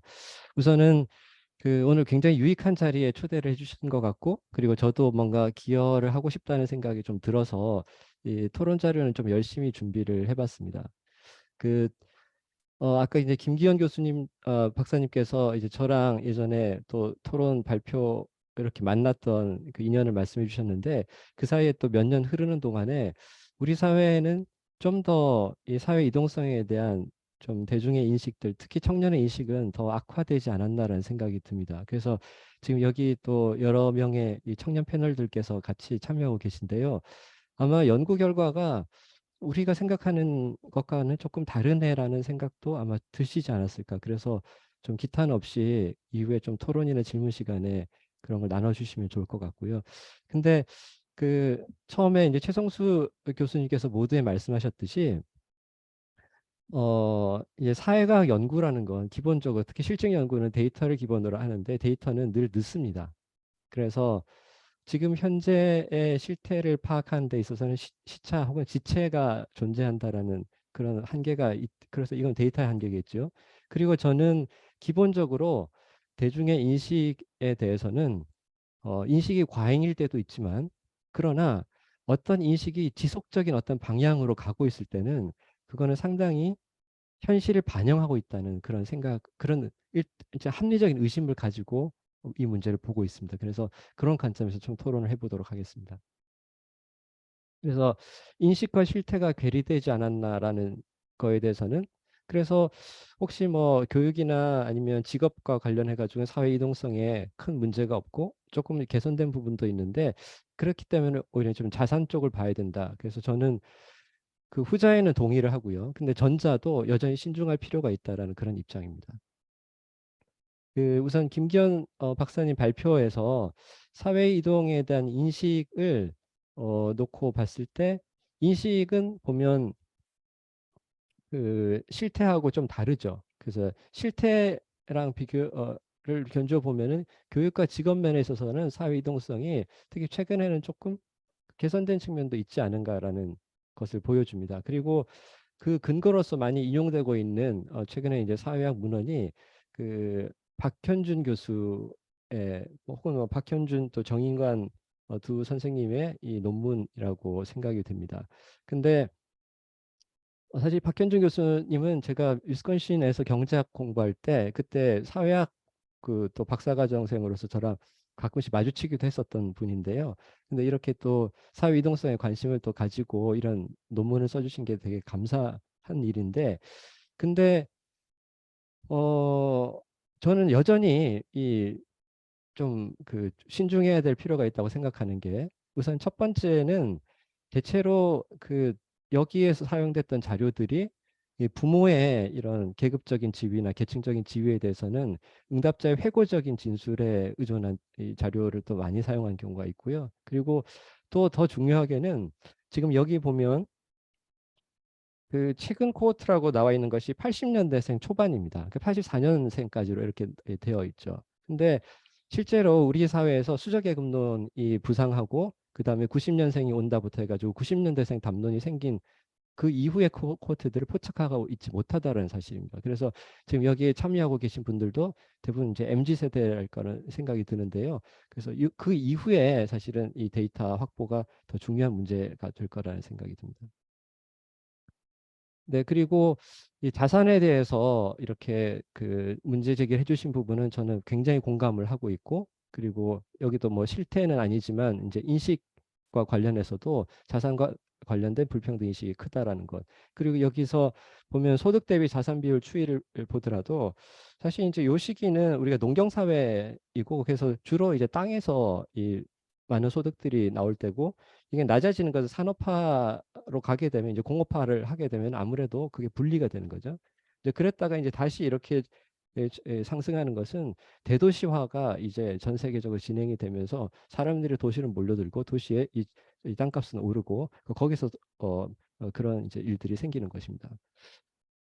자, 여기서 이제 저도 사실 이 사회 이동성 문제에 관심을 가지게 된 것은 KDI의 연구위원으로 근무하는 그 초기였는데요. 그래서 그때 그 2009년에 세대 간 경제적 이동성의 현황과 전망이라고 하는 보고서를 처음 썼습니다. 근데 그리고 그때 이제 다른 나라들하고 좀 비교를 해봤더니 우리 경제력의 탄력성 이거는 가령 아버지의 소득이 1% 높을 때 그다음에 이 그 아들의 소득은 그 연령 그 같은 아들 세대에서 몇 퍼센트 높은가 이런 거를 이제 탄력성이라고 하죠. 근데 탄력성 지표로 봤을 때 한국이 꽤 낮은 거예요. 그 이야기는 세대 간 경제적 이동성이 높다라는 뜻이 상대적으로. 그래서 이동성이 꽤 괜찮다. 오히려 남미나 영미권보다도 이 북유럽 쪽에 더 가까운 이동성이 좀 양호한 편이었다. 다이나믹 코리아라고 할 수가 있죠. 그리고 여기 이제 여러 가지 추정치들이 찍혀 있는 가운데서도 요 위에 보면은 우리나라 추정치들은 다 제가 연구한 결과를 바탕으로 했습니다만 여기서 높게 나타나는 게 이게 바로 자산입니다. 자산. 그래서 다른 임금이라든지 소득과 관련돼서는 어, 그, 그 어떤 경제력의 대물림이 자산만큼은 심하지 않다는 걸 또 보여주기도 하죠. 그래서 이제 그때 이 연구를 좀 요약하면서 이 짧은 요약된 보고서를 냈었는데요. 저는 그 당시에 이런 생각을 했었어요. 그러니까 현황 자체를 보면은 그 당시 2009년 연구할 때 세대 간 경제 이동성이 꽤 높아 보이는데 이거는 뭐 앞에서 다른 분들도 말씀하셨지만 이러이러한 그 뭐 시대적인 상황을 반영하고 있다. 그런데 제가 그때 강조했던 거는 앞으로는 이 세대 간 경제 이동성이 약화될 우려가 있다. 그리고 그때 또 이 부분을 좀 중요하게 봐야 된다라고 지적을 했었습니다. 그래서 요 다음 세대는 이 자산 가격 급등으로 해서 이런 직접적인 증여나 상속을 통한 경제적 대물림은 더 크게 나타날 가능성이 있다는 거죠. 그리고 요즘 이렇게 집값이 고금리 때문에 이 거래가 안 이루어지는 상황에서도 서울에서 보면은 그 주택 거래, 아파트 거래 10건 중에 한 건은 다 지금 증여 거래로 지금 나타나고 있다라고 하는 것도 물론 이제 세제에 관련된 요인도 있지만 그것들을 또 보여주는 단면이라고 볼 수가 있겠죠. 그래서 이 자산의 대물림은 그 이전에도 다른 것보다 강했다는 거. 그래서 그 아버지 아들 간의 경제적 탄력성을 봤을 때 임금이나 소득이나 가구 연소득에 비해서 가구 순자산의 이 탄력성은 훨씬 높다라는 것을 이렇게 볼 수가 있습니다. 그리고 이것은 이행행렬로 봐도 마찬가지인데요. 그래서 이게 지금 이행행렬을 이렇게 보는 방법은 요게 아버지고 요게 지금 아들입니다. 그래서 아버지가 최하위일 때, 그럼 최하위에 머물 확률은 이제 40%, 하위가 될 것은 30%, 상위로 올라갈 것은 21%, 최상위가 될 확률은 9%밖에 안 된다는 거죠. 그랬을 때 대물림 비율은 요 대각 원소들인데요. 이 대각 원소의 합을 4로 나누면 이론적으로 다 가능한 그때 이제 대물림 비율을 보더라도 임금이나 소득보다는 자산 면에서 이 대물림 비율이 높게 나타나는 걸 볼 수가 있죠. 자, 그리고 그때 다른 나라하고도 좀 견주어 봤습니다. 그래서 세대 간 소득 탄력성하고 소득 불평등도 지니 계수로 측정한 것을 가지고 찍어보면 이거 이제 위대한 개츠비 커브로 알려져 있는데요. 이게 소득 불평등이 높은 나라일수록 경제력 이게 대물림도 더 심하다라는 거죠. 근데 한국은 지니 계수상으로 봤을 때 아주 소득 불평등도가 그렇게 높은 나라도 아니었고 그다음에 세대 간 소득 탄력성도 상대적으로 낮은 나라여서 다이나믹 코리아라고 할수 있을 법했다라는 겁니다. 이게 제가 2009년 연구에서 했던 건데요. 그런데 제가 그때 사용했던 샘플은 한국 노동 패널이었습니다. 그리고 이제 그 노동 패널은 분가 가구를 이용해 가지고 아버지하고 아들을 매치를 시키게 되는데요. 그때 이제 아들의 표본이 어떤 시기에 주로 공부를 했던 친구들인가를 보면 대체로 90년대 이미 이제 그 대학에 다녔던 그런 세대들이죠. 그러니까 우리가 외환위기 이후에 불평등도가 상당히 이렇게 시프트 업을 했습니다. 그게 높아졌는데 그 이전에 초중고를 다녔던 아이들이라는 거죠. 그러니까 그 이후에 외환위기 이후에 우리 한국 사회 불평등도가 높아지고 또 2000년 이후에 사교육 시장이 더욱 더 심화된 이후에도 그때 교육을 받아서 노동시장에 나왔던 지금의 90년대생들 같은 사람들이 과연 그 경제력의 대물림이 그 이전 세대만큼 낮게 나타날 것인가? 이것은 제가 그 당시에 굉장히 그 우려를 가지고 지켜봐야 된다라고 그렇게 생각을 하고 있었습니다. 근데 그 당시에는 그 노동 패널이 충분히 성숙하지 않아가지고 그런 연구를 할 수가 없었지요. 자, 제가 90년대생 말씀을 드린 이유는 우리는 지금 사실 개천용이라는 담론도 아마 60년대생은 그런 경우가 있었을지 몰라요. 제가 이제 대학 다닐 때도 보면은 저는 88학번 69년생이거든요. 그러니까 이 86세대 끝자락에 있는 사람인데 정말 그 낙도 같은 데서 서울대에 들어와 가지고 같은 층에서 서울에 와서 모든 것을 신기하게 생각하고 있는 그 친구들도 있었거든요. 근데 이제 그런 친구들이 점점 없어져 가는 것이었고, 그러나 60년대생 부모는 그걸 체험했던 사람입니다. 그리고 언제 태어났는가를 봤을 때도 60년대생 부모 같은 경우에는 이렇게 고도성장기에 태어났고, 그에 비해서 90년대생은 우리가 저성장이나 아니면 외환위기로 가는 요때 태어났다는 거죠. 그래서 빨간색은 60년대생, 이제 파란색은 90년대생으로 보시면 됩니다. 그리고 결혼 시기에도 보면은 상황이 어땠나. 뭐 우리가 이걸 좀 장기 성장률로 해서 그 10년 이동 평균을 봤을 때 3조 호황까지 겹쳐가지고 우리 때 결혼할 때는 괜찮았는데 지금 청년들은 매우 어렵다. 90년대생은 그런 상황이고요. 그리고 한편 집값은 어떤 주택 매매 가격 변동률을 보면은 지금은 이제 거의 버블도 껴가지고 이제 영끌해도 또 내 집 마련을 또 포기하는 사람들이 많은 그런 사회가 됐죠. 그리고 특히 서울의 아파트값 폭등은 굉장히 심하게 나타난 거죠. 그래서 그 코로나 상황에서 이 과잉 유동성과 이 결부지어가지고 이게 90년대생이 자력으로 구입할 수 있겠나라고 생각할 정도로 높아 올라온 상태입니다. 근데 한편 이렇게 60년대생 중에서 그때 대학을 간 사람, 그 당시에는 대학 진학률 자체가 한 30% 정도밖에 안 됐으니까요. 근데 그때는 대학을 가는 것이 정말로 좋았던 시절입니다. 그래서 뭐 저희 동기들도 보면은 대학 때 공부 안 하고 뭐 당구 치거나 혹은 학생 운동하다가 또 보면 취업 잘해가지고 지금 다 서울에 아파트 사고 자리 잡고 살고 있으니까요. 대부분 보면. 그래서 바로 이 시기예요. 그러니까 우리나라 시간당 임금의 불평등도 추이가 요 시기에 상당히 높아졌는데 이 시기가 보면 숙련 편향적인 기술 진보가 일어나서 대졸자들이 고임금을 받을 수 있는 그런 상황이 됐던 그런 시기였던 것이죠. 그리고 그 이후에 그 학력 프리미엄은 낮아지게 됩니다. 그래서 그 수혜층은 바로 60년생 중에서 대학을 나온 특히 뭐 X86 세대라고 할 수 있는 사람들이었다는 거죠. 그래서 대학 진학률과 이 취학률의 차이를 보게 됐을 때 왜 이렇게 대학 진학률이 높아졌는가?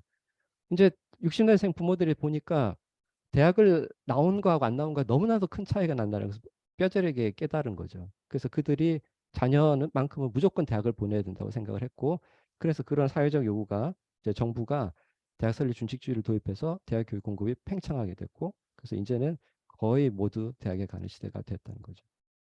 자, 그렇게 되면 점점 이제 대학 교육의 이 졸업장의 가치는 떨어질 겁니다. 그리고 교육의 대물림에 있어서 그냥 단순히 학력을 가지고 보는 것은 좀 의미가 좀 없어진 상황이죠. 근데 이제 X86의 파워를 실감할 수 있는 것이 이게 한국이 이제 2010년에 조사한 건데요. 이 보면 그 당시에 40대니까 86세대죠. 86세대에 비해서 그 당시에 20대, 그러니까 이 90년대생이라고 볼 수 있습니다. 상당히 이제 사회적 지위가 낮게 국민들이 인식이 되고 있다는 것을 알 수가 있습니다.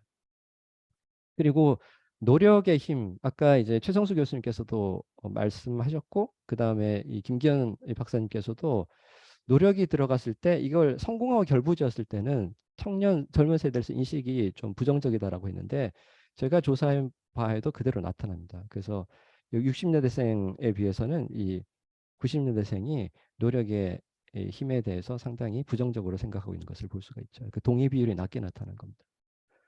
자, 이런 맥락에는 보면 또 대입 전형의 변화도 좀 있을 거예요. 아까 이제 최성수 교수님이 입시제도 변화도 그 일종의 유주얼 서스펙트에 하나 놓고 생각하셨는데 이건 토론이 필요한 문제입니다만 특히 90년대생들이 마주하게 된 입시 시장에서는 수시 비율이 상당히 높아지게 됐고 그래서 다양한 사회자본, 문화자본이 개입하게 될 여지들이 커졌다는 거죠. 물론 이제 수능이라는 것도 계층적 영향을 상당히 많이 받는 시험일 수도 있습니다.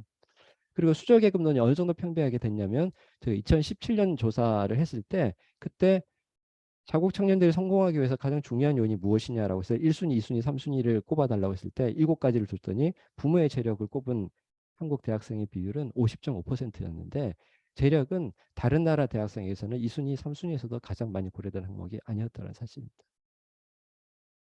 자, 그리고 통계청 사회조사에서 그 세대 내 이동성 인식이라는 것이 있죠. 그래서 노력하면은 이제 자기 세대 내에서 사회경제적 지위가 높아질 가능성을 어느 정도로 인식하느냐. 이제 여기에 대해서는 사실 세대 간 차이도 별로 없고 또 시대 간 변화도 크게 없는 것을 볼 수가 있습니다. 그러니까 여기 지금 빨간색으로 나와 있는 것이 60년대생인 거죠. 2006년에. 근데 2006년에 그랬고 2021년에 다시 이 60년대생은 크게 인식의 변화가 없었어요. 근데 지금 2021년에 이 90년대생하고 비교해 보면은 이런 세대 차이가 있음에도 불구하고 세대 내 이동성에는 큰 차이가 없는 거죠. 자, 한편 세대 간 이동성, 그러니까 본인 세대에 비해서 자식 세대 사회경제적 지위가 높아질 가능성에 대해서는 굉장히 큰 차이가 나타납니다. 이거는 60년대생도 2006년하고 2021년하고 생각이 달라진 거예요. 우리 땐 가능했는데 지금 보니까 개천형 힘들겠어라는 거죠. 그리고 이거는 또 청년들하고 또 그 부모 세대하고도 또 인식의 차이가 있고요. 그래서 경험의 차이를 반영하고 대체적으로 악화되는 방향이다라는 거죠. 자, 그리고 이거는 이제 그 김기현 박사님께서 보여주신 그림인데요. 그거를 이제 뭐 60년대생, 90년대생 이 프레임워크로 보게 되면은 열심히 노력하면 성공한다 응답 비율에 있어서 우리가 중위 연령을 잡았을 때 이 굉장히 큰 차이가 나타난다는 것을 역시 또 보여주고 있습니다. 그래서 수저계급론이라는 말이 나왔을 때 한국경제연구원에서 뭐 여러 가지 정책 지원들을 좀 해보려고 여러 전문가들을 그 인바이트를 해가지고 책을 한 권 냈는데 여기에 되게 다양한 사람들, 보수부터 진보적인 성향까지 이렇게 참여를 해가지고 서로 반대 이야기들을 하는 논문들도 이 책에 실렸습니다. 그래서 과연 어떤 주장이 팩트인가에 대해서 궁금하게 된 것이죠. 근데 패널 자료를 가지고 우리 사회의 이런 소득 이동성이 어떻게 됐는지 세대 내 이동성부터 이렇게 좀 보게 되면은 일단 2000년대 후반 들어와가지고 저학력층의 소득이 저하가 나타난 것을 보여주고 또 저소득층의 상향 이동이 약화됐다. 그러니까 일종의 그 계층 사다리에서 바닥이 끈적끈적해져가지고 아래층에 있는 사람일수록 위로 잘 못 올라가게 이렇게 발이 붙어버렸다는 거죠. 그리고 그러는 가운데 뭐 이건 노동 패널뿐만 아니라 복지 패널 자료를 가지고 본 경우도 마찬가지인데 한준 교수님께서 교육과 사회이동 조사 자료나 이런 걸 이용해서 직업계층 이동성을 이렇게 봤는데요. 여기서 우리가 좀 주목해야 될 부분이 있습니다. 우리가 60년대생까지 특히 70년대생까지 올 동안은 이렇게 이동성이 증가했어요. 그랬는데 여기 파란색으로 보이는 거 있죠. 그래서 86년생에서 특히 90년생으로 올수록 오히려 이동성을 감소했다는 거예요. 그러니까 이거는 가장 최근 코호트까지 우리가 포착해야 될 필요성을 또 보여주는 것이기도 하죠. 자, 그리고 20대하고 30대의 남녀별 정서상의 지위를 보게 되면 우리가 보통 뭐 상용직의 그냥 비율 가지고 봤을 때 2009년에 비해서 2018년에 20대 남성의 상용직 비율이 가장 큰 폭으로 낮아진 것을 볼 수가 있습니다. 그래서 지금 이 세미나에서 뭐 이대남 현상도 다루고 그러셨던 것 같은데 뭐 이런 부분에도 경제적인 어떤 맥락이 일부 작용할 수도 있다는 거죠. 자, 그리고 바닥만 끈적끈적해진 것이 아니라 천장도 끈적끈적해서 부모가 높은 위치에 있으면은 그 자녀도 잘 안 떨어지는 구조가 좀 됐다는 건데요. 이거는 부모 소득이 5분위, 그러니까 상위 20%일 때 그게 하위 20% 대비 자녀 소득을 끌어올리는데 얼마나 큰 효과를 주는가라고 했을 때 90년대생으로 올수록 이것이 좀 증가하는 경향들이 있다는 것을 노동 패널 가지고 연구해 본 결과가 보여주고 있고요. 그리고 이 지금부터 보여드린 슬라이드는 여기 이제 90년대생 이후가 포함되어 있는 표본입니다.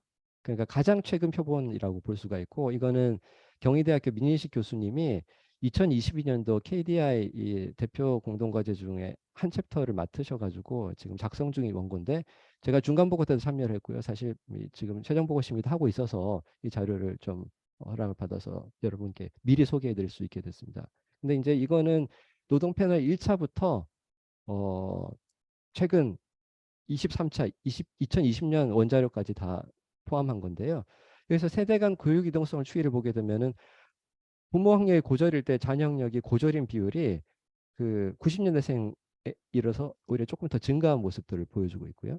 그리고 세대 간 교육 이동성의 추이도 보면 90년대생에 들어서 오히려 낮아진 것을 볼 수가 있죠. 그래서 이거는 여러 다른 지표를 썼을 때도 마찬가지를 최근 들어와서는 조금 낮아졌다는 겁니다. 그리고 세대 간 소득 이동성 지수를 보게 됐을 때도 이게 23차 웨이브, 그러니까 2020년에 올수록 세대 간 소득 이동성도 이렇게 낮아진 것을 볼 수가 있죠. 그리고 세대 간 소득의 상관계수, 이거는 높을수록 세대 간 계층 대물림이 심한 것인데 보면은 세 번째 코호트, 즉 90년대생 이후에 와서는 세대 간 계층 대물림이 그러니까 소득 탄력성 면에서 더 심해졌다는 것을 볼 수가 있습니다. 그러니까 수저계급론은 최근에 좀 심해진 부분도 있다는 거죠. 그래서 이거는 이제 그 지표를 어떻게 측정했는가에 대한 그런 이야기입니다. 그래서 오늘 뭐 토론하면서 네, 제가 또 추가로 드리고 싶은 말씀이나 아니면 질문에 대한 답변을 드리도록 하겠습니다. 고맙습니다. 예, 굉장히 아주 상세한 토론 감사드립니다. 그 최성수 김기현 선생님께서 그 토론에 대해서 간단하게 짧게 코멘트 해주시고 이제 그 다음으로 넘어가겠습니다. 최성수 교수님 먼저 해주시죠.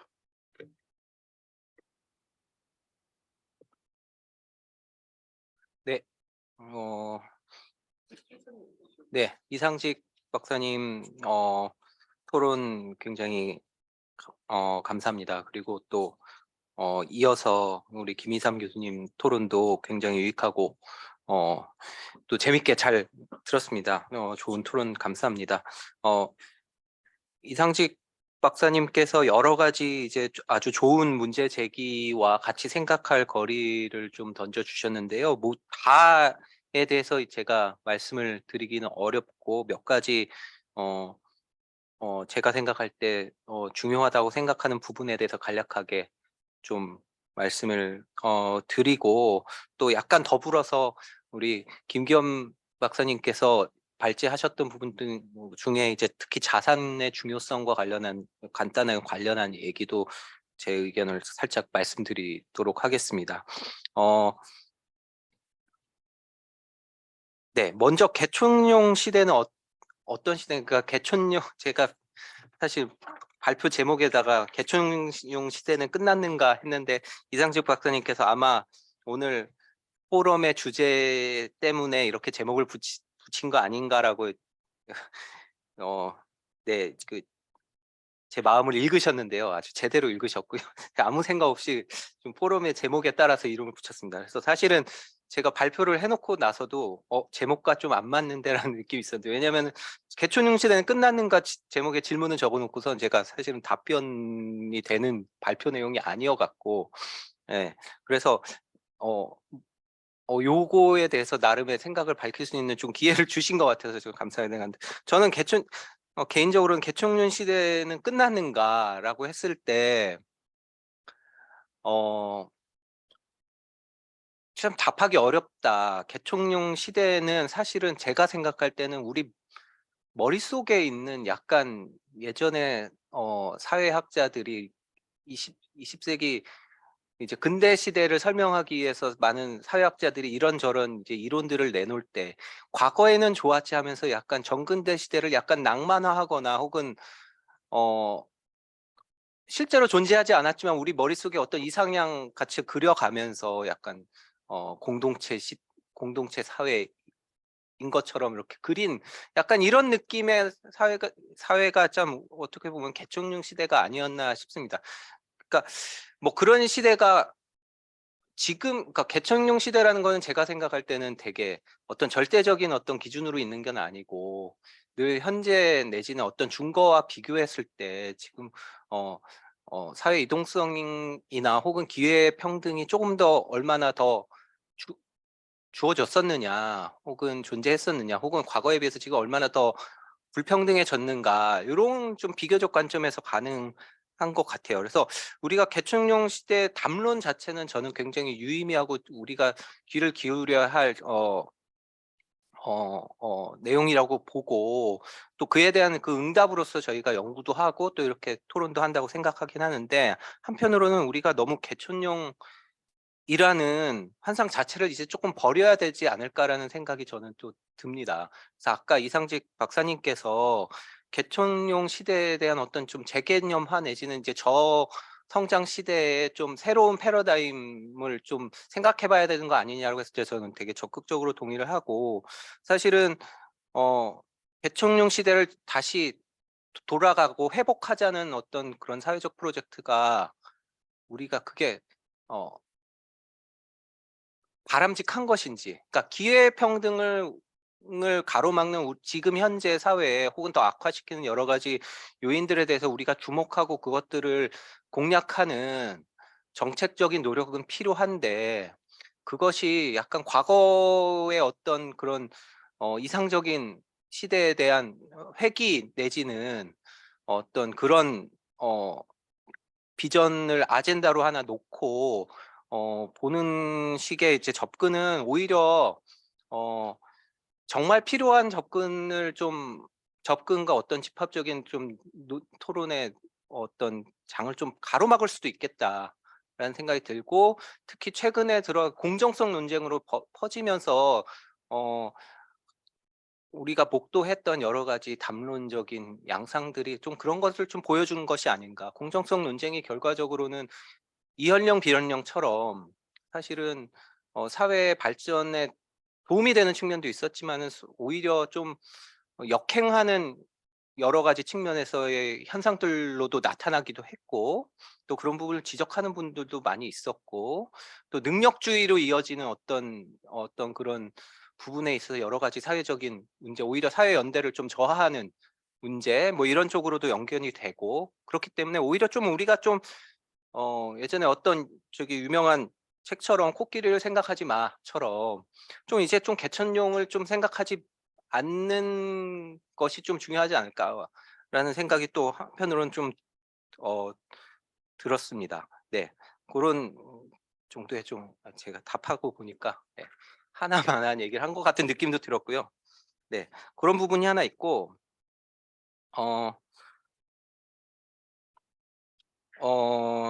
또 하나는 아까 데이터 부분에 대해서 말씀을 해주셨는데, 그래서 제가 아까 그래서 사실은 데이터 부분에 대해서 많이 얘기는 못했는데, 데이터 부분에 대해서 제가 사실 말씀을 좀 드리고 싶은 게 두 부분이 있는데요.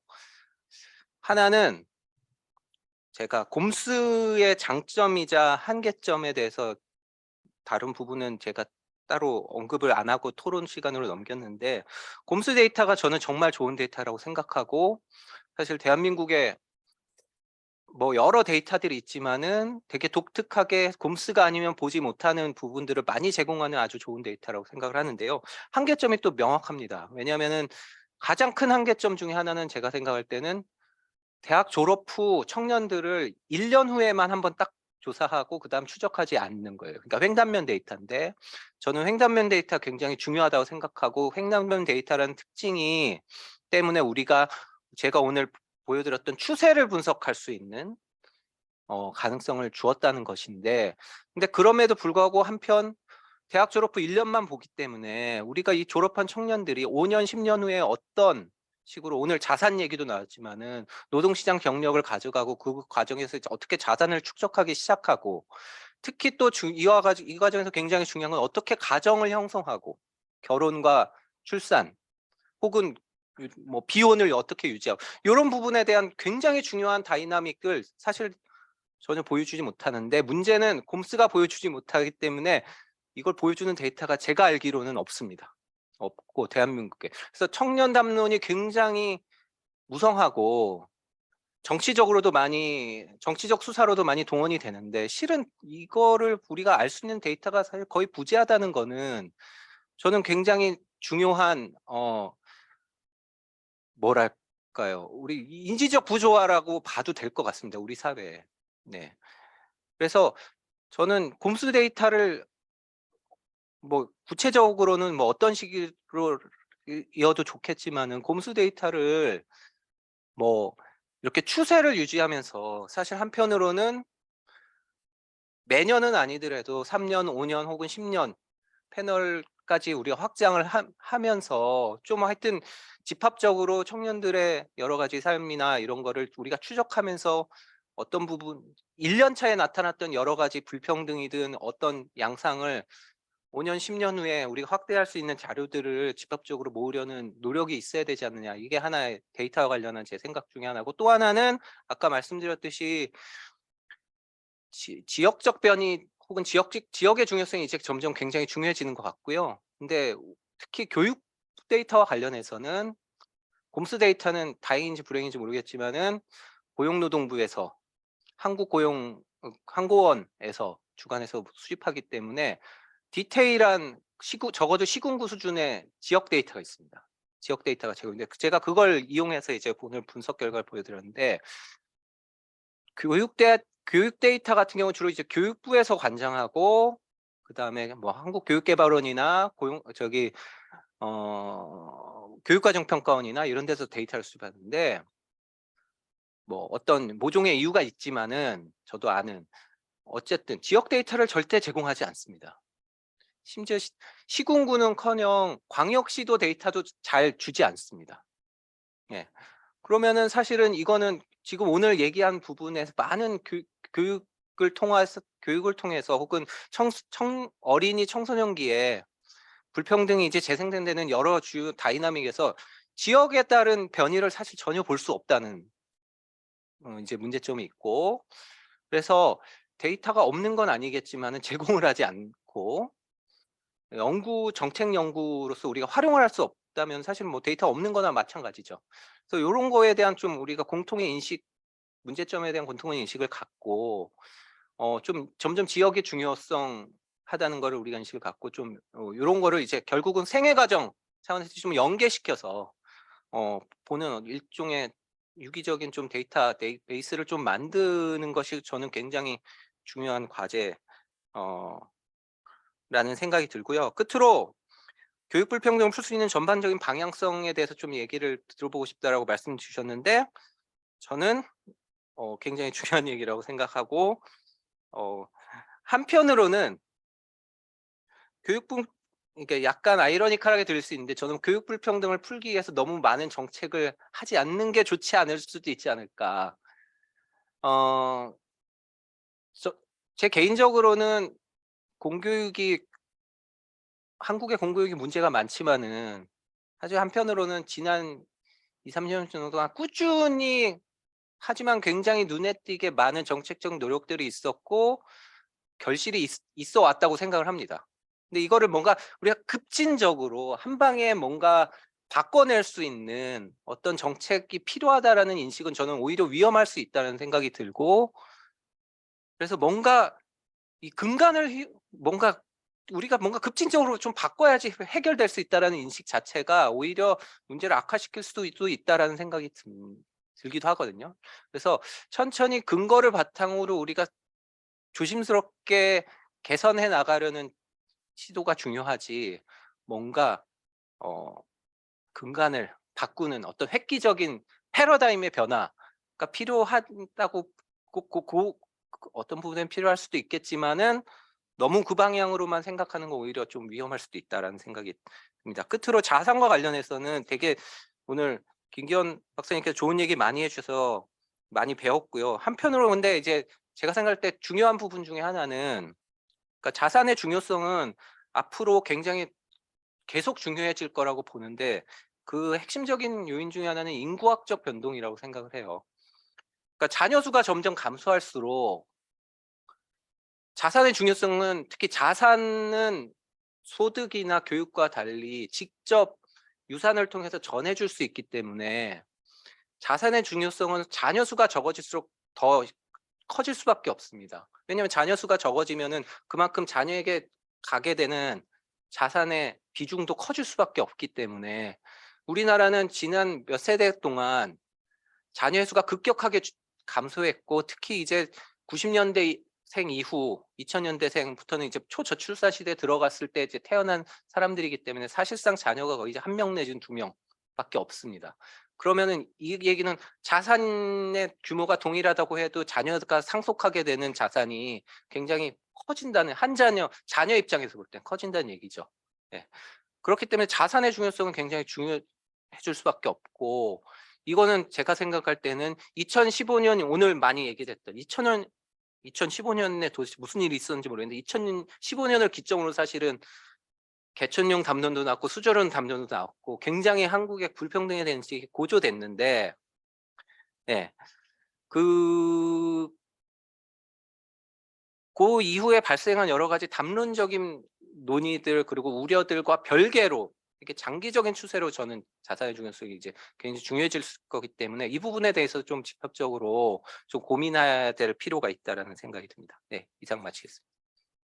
예, 상세한 시간이 많지 않아서 조금 짧게 부탁드리겠습니다. 예, 그 김희상 교수님 제기하신 게 이제 결국은 인식은 현재를 측정하는 것이고, 그다음에 실태는 과거의 그 결과물이다 보니까 그 아웃 오브 데이트 되는, 그러니까 최근의 어떤 변동 상황을 반영하지 못한다. 이거는 뭐 명확한 것 같습니다. 그래서 그것이 이제 어떻게 보면 자료의 한계이고 또 이 과학적 분석을 함에 있어서의 어떤 제한점이 아닌가 이렇게 생각을 하고요. 다만 이제 오늘 제가 말씀드린 거는 세대 간 이동 중심으로 하다 보니까 말씀하신 대로 회고적이고 또 이렇게 최근의 것까지 반영하지 못하는 그런 부분들이 나타날 수 있다 생각을 합니다.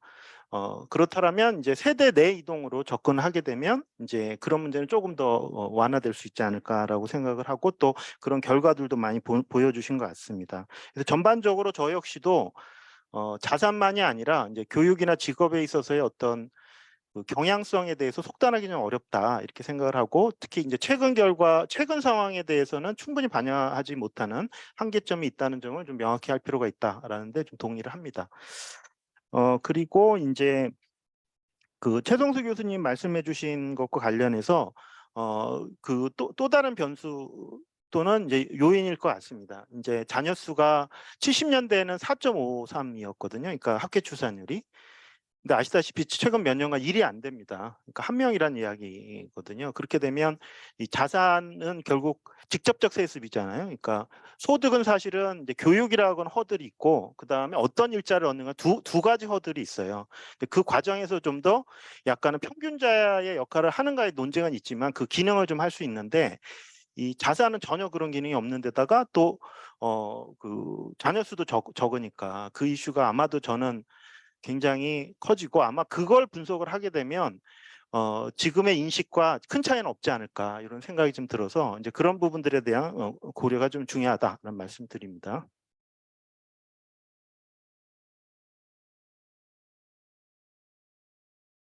예, 감사합니다. 저기 채팅창에 질문이 몇 분 올리셨어요. 그거 좀 간단하게 좀 정리를 해주실 수 있을까요? 예. 저희 청년 패널들이 질문한 내용을 간단하게 정리를 해드리겠습니다. 먼저 김기현 선생님, 박사님께 드리는 질문인데요. 사회이동 직업에 대한 분석에서 부직자나 취업 준비자가 연구 대상에서 제외되고 비정규직 같은 요소가 반영되지 못하는데 이것 때문에 사회이동 불평등에 대한 청년의 인식과 연구 결과 사이의 차이를 만드는 것이 아닌지에 대한 의견이 있었습니다. 그리고 어머니의 직업을 포함하지 않는 점에 대해서도 질문이 있었습니다. 그리고 최성수 교수님께 드리는 질문입니다. 먼저 한국 노동시장에서의 젠더 불평등으로 인한 차이가 있다는 연구 결과가 흥미로웠는데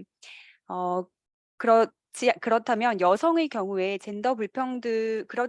경우에서 젠더 차이가 나타나지 않는 메커니즘에 대해서 조금 더 자세하게 설명해 주셨으면 하는 요청이 있었습니다. 그리고 출신 대학의 이제 매개적 효과가 여성에게 없다면 여성 내부에서 이질성을 가져오는 요인은 어떤 것이 있을지 예상하는지에 대해서 질문이 있었습니다. 그리고 전체적인 질문인 것 같은데 질적 연구가 필요하지 않을까라는 의견이 있었습니다. 사회 이동에 관한 얘기 중에서 기회에 진입조차 하지 못하는 청년들이 많고 예를 들어 한부모 자녀나 영케어러 등 이동을 꿈꾸지조차 못하는 그런 청년들에 대한 연구가 있었으면 좋겠다는 의견이 있었습니다. 그리고 최성수 교수님에 대한 요청인데요. 또 첫 번째는 미국의 지금 현재 분석에서 이제 유학이 제외되어 있는데 미국 상위권 유학이 현재 국내 그 어떤 대학보다 높게 평가받고 있는 현실을 고려했을 때 최상위권 대학 유학을 제외하고 최상위권 대학 진학과 소득 상위를 이야기하면 변수의 신뢰성 문제가 우려되지 않는지에 대한 질문이 있었습니다.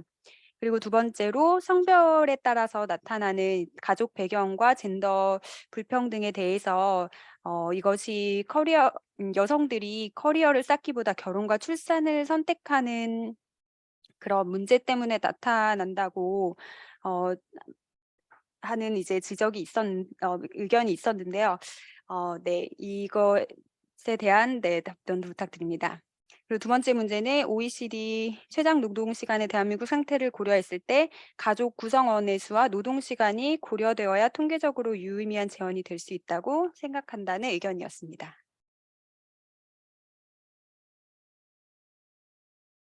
예, 그러면은 어떻게 최성수 교수님부터 해주시겠어요?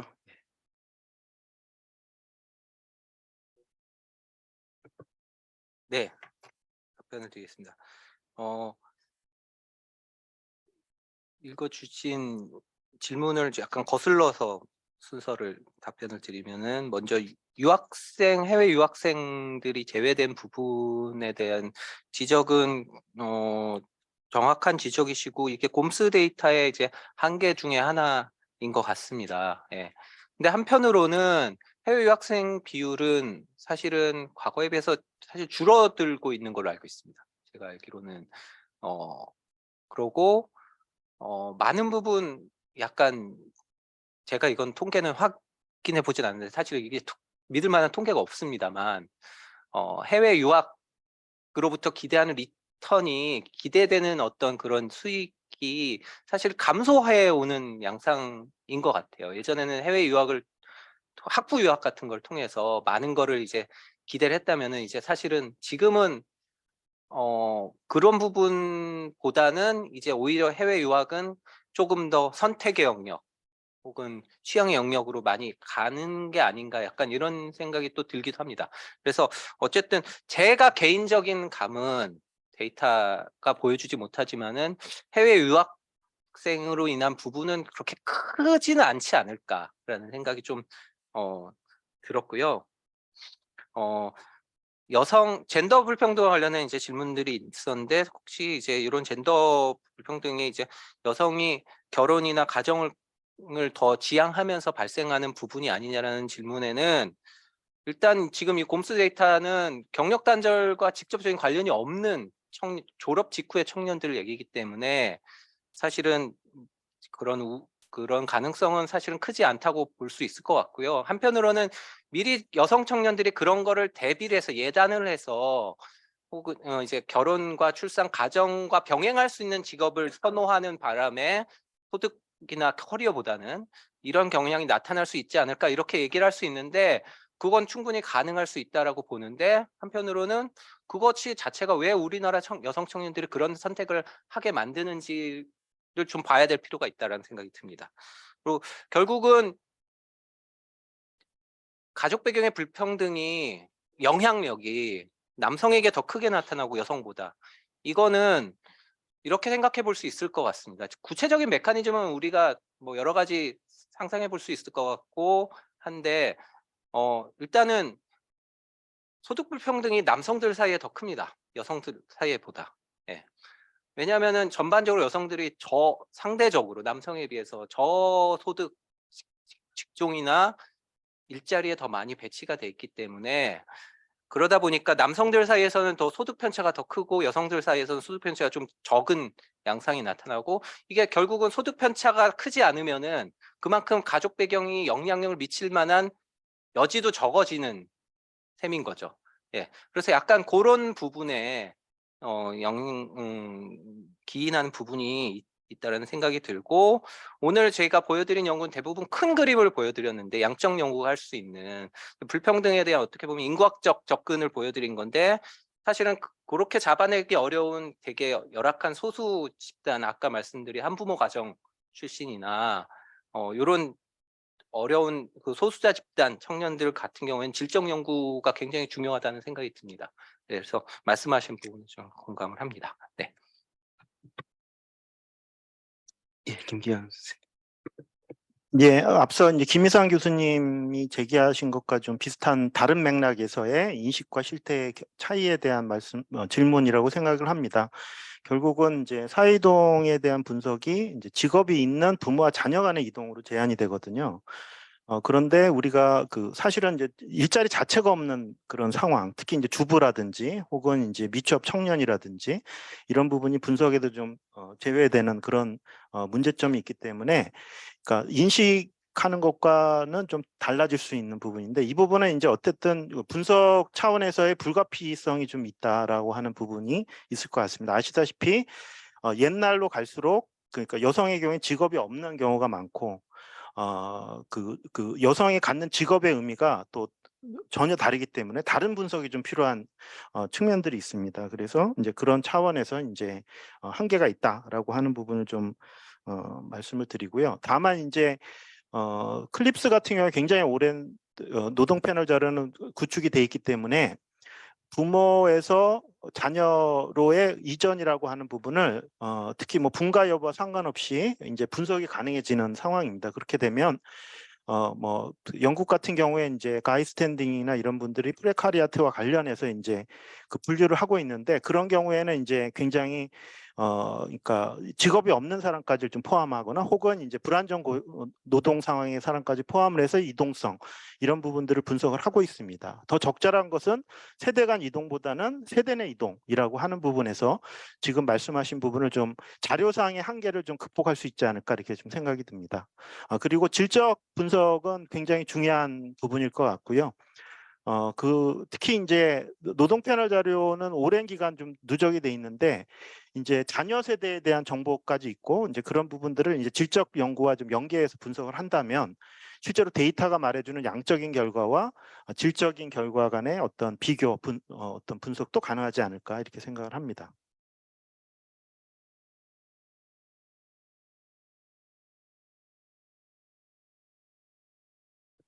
예, 감사합니다. 이제 지금 그 채팅창에 올라온 질문들 다 답을 한 것 같은데 혹시 마지막으로 현장에 계신 선생님들 중에 한 분 정도 질문 있으시면은 질문해 주시고 없으시면은 마무리를 하도록 하겠습니다.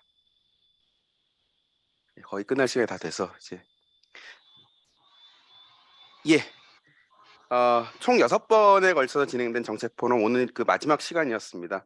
오늘날 청년 문제에 대해 정책연구원과 학계 연구 관심을 연결하려는 시도로 기획이 되었는데 앞으로도 이런 노력들이 지속되었으면 좋겠다는 바람입니다. 그동안 참여해 주신 분들, 발표자, 토론자분들 그리고 특히 청년 패널 분들께 특별히 감사를 드립니다. 또 오늘 처음부터 끝까지 자리 함께 해주신 정수옥 선생님 감사합니다. 예. 앞으로도 한국사회학회가 마련할 다양한 기획들에 지속적인 관심 가져주시기를 부탁드리겠습니다. 다시 한번 감사드리고 좋은 저녁 시간 보내시기 바라겠습니다. 저는 물러가겠습니다.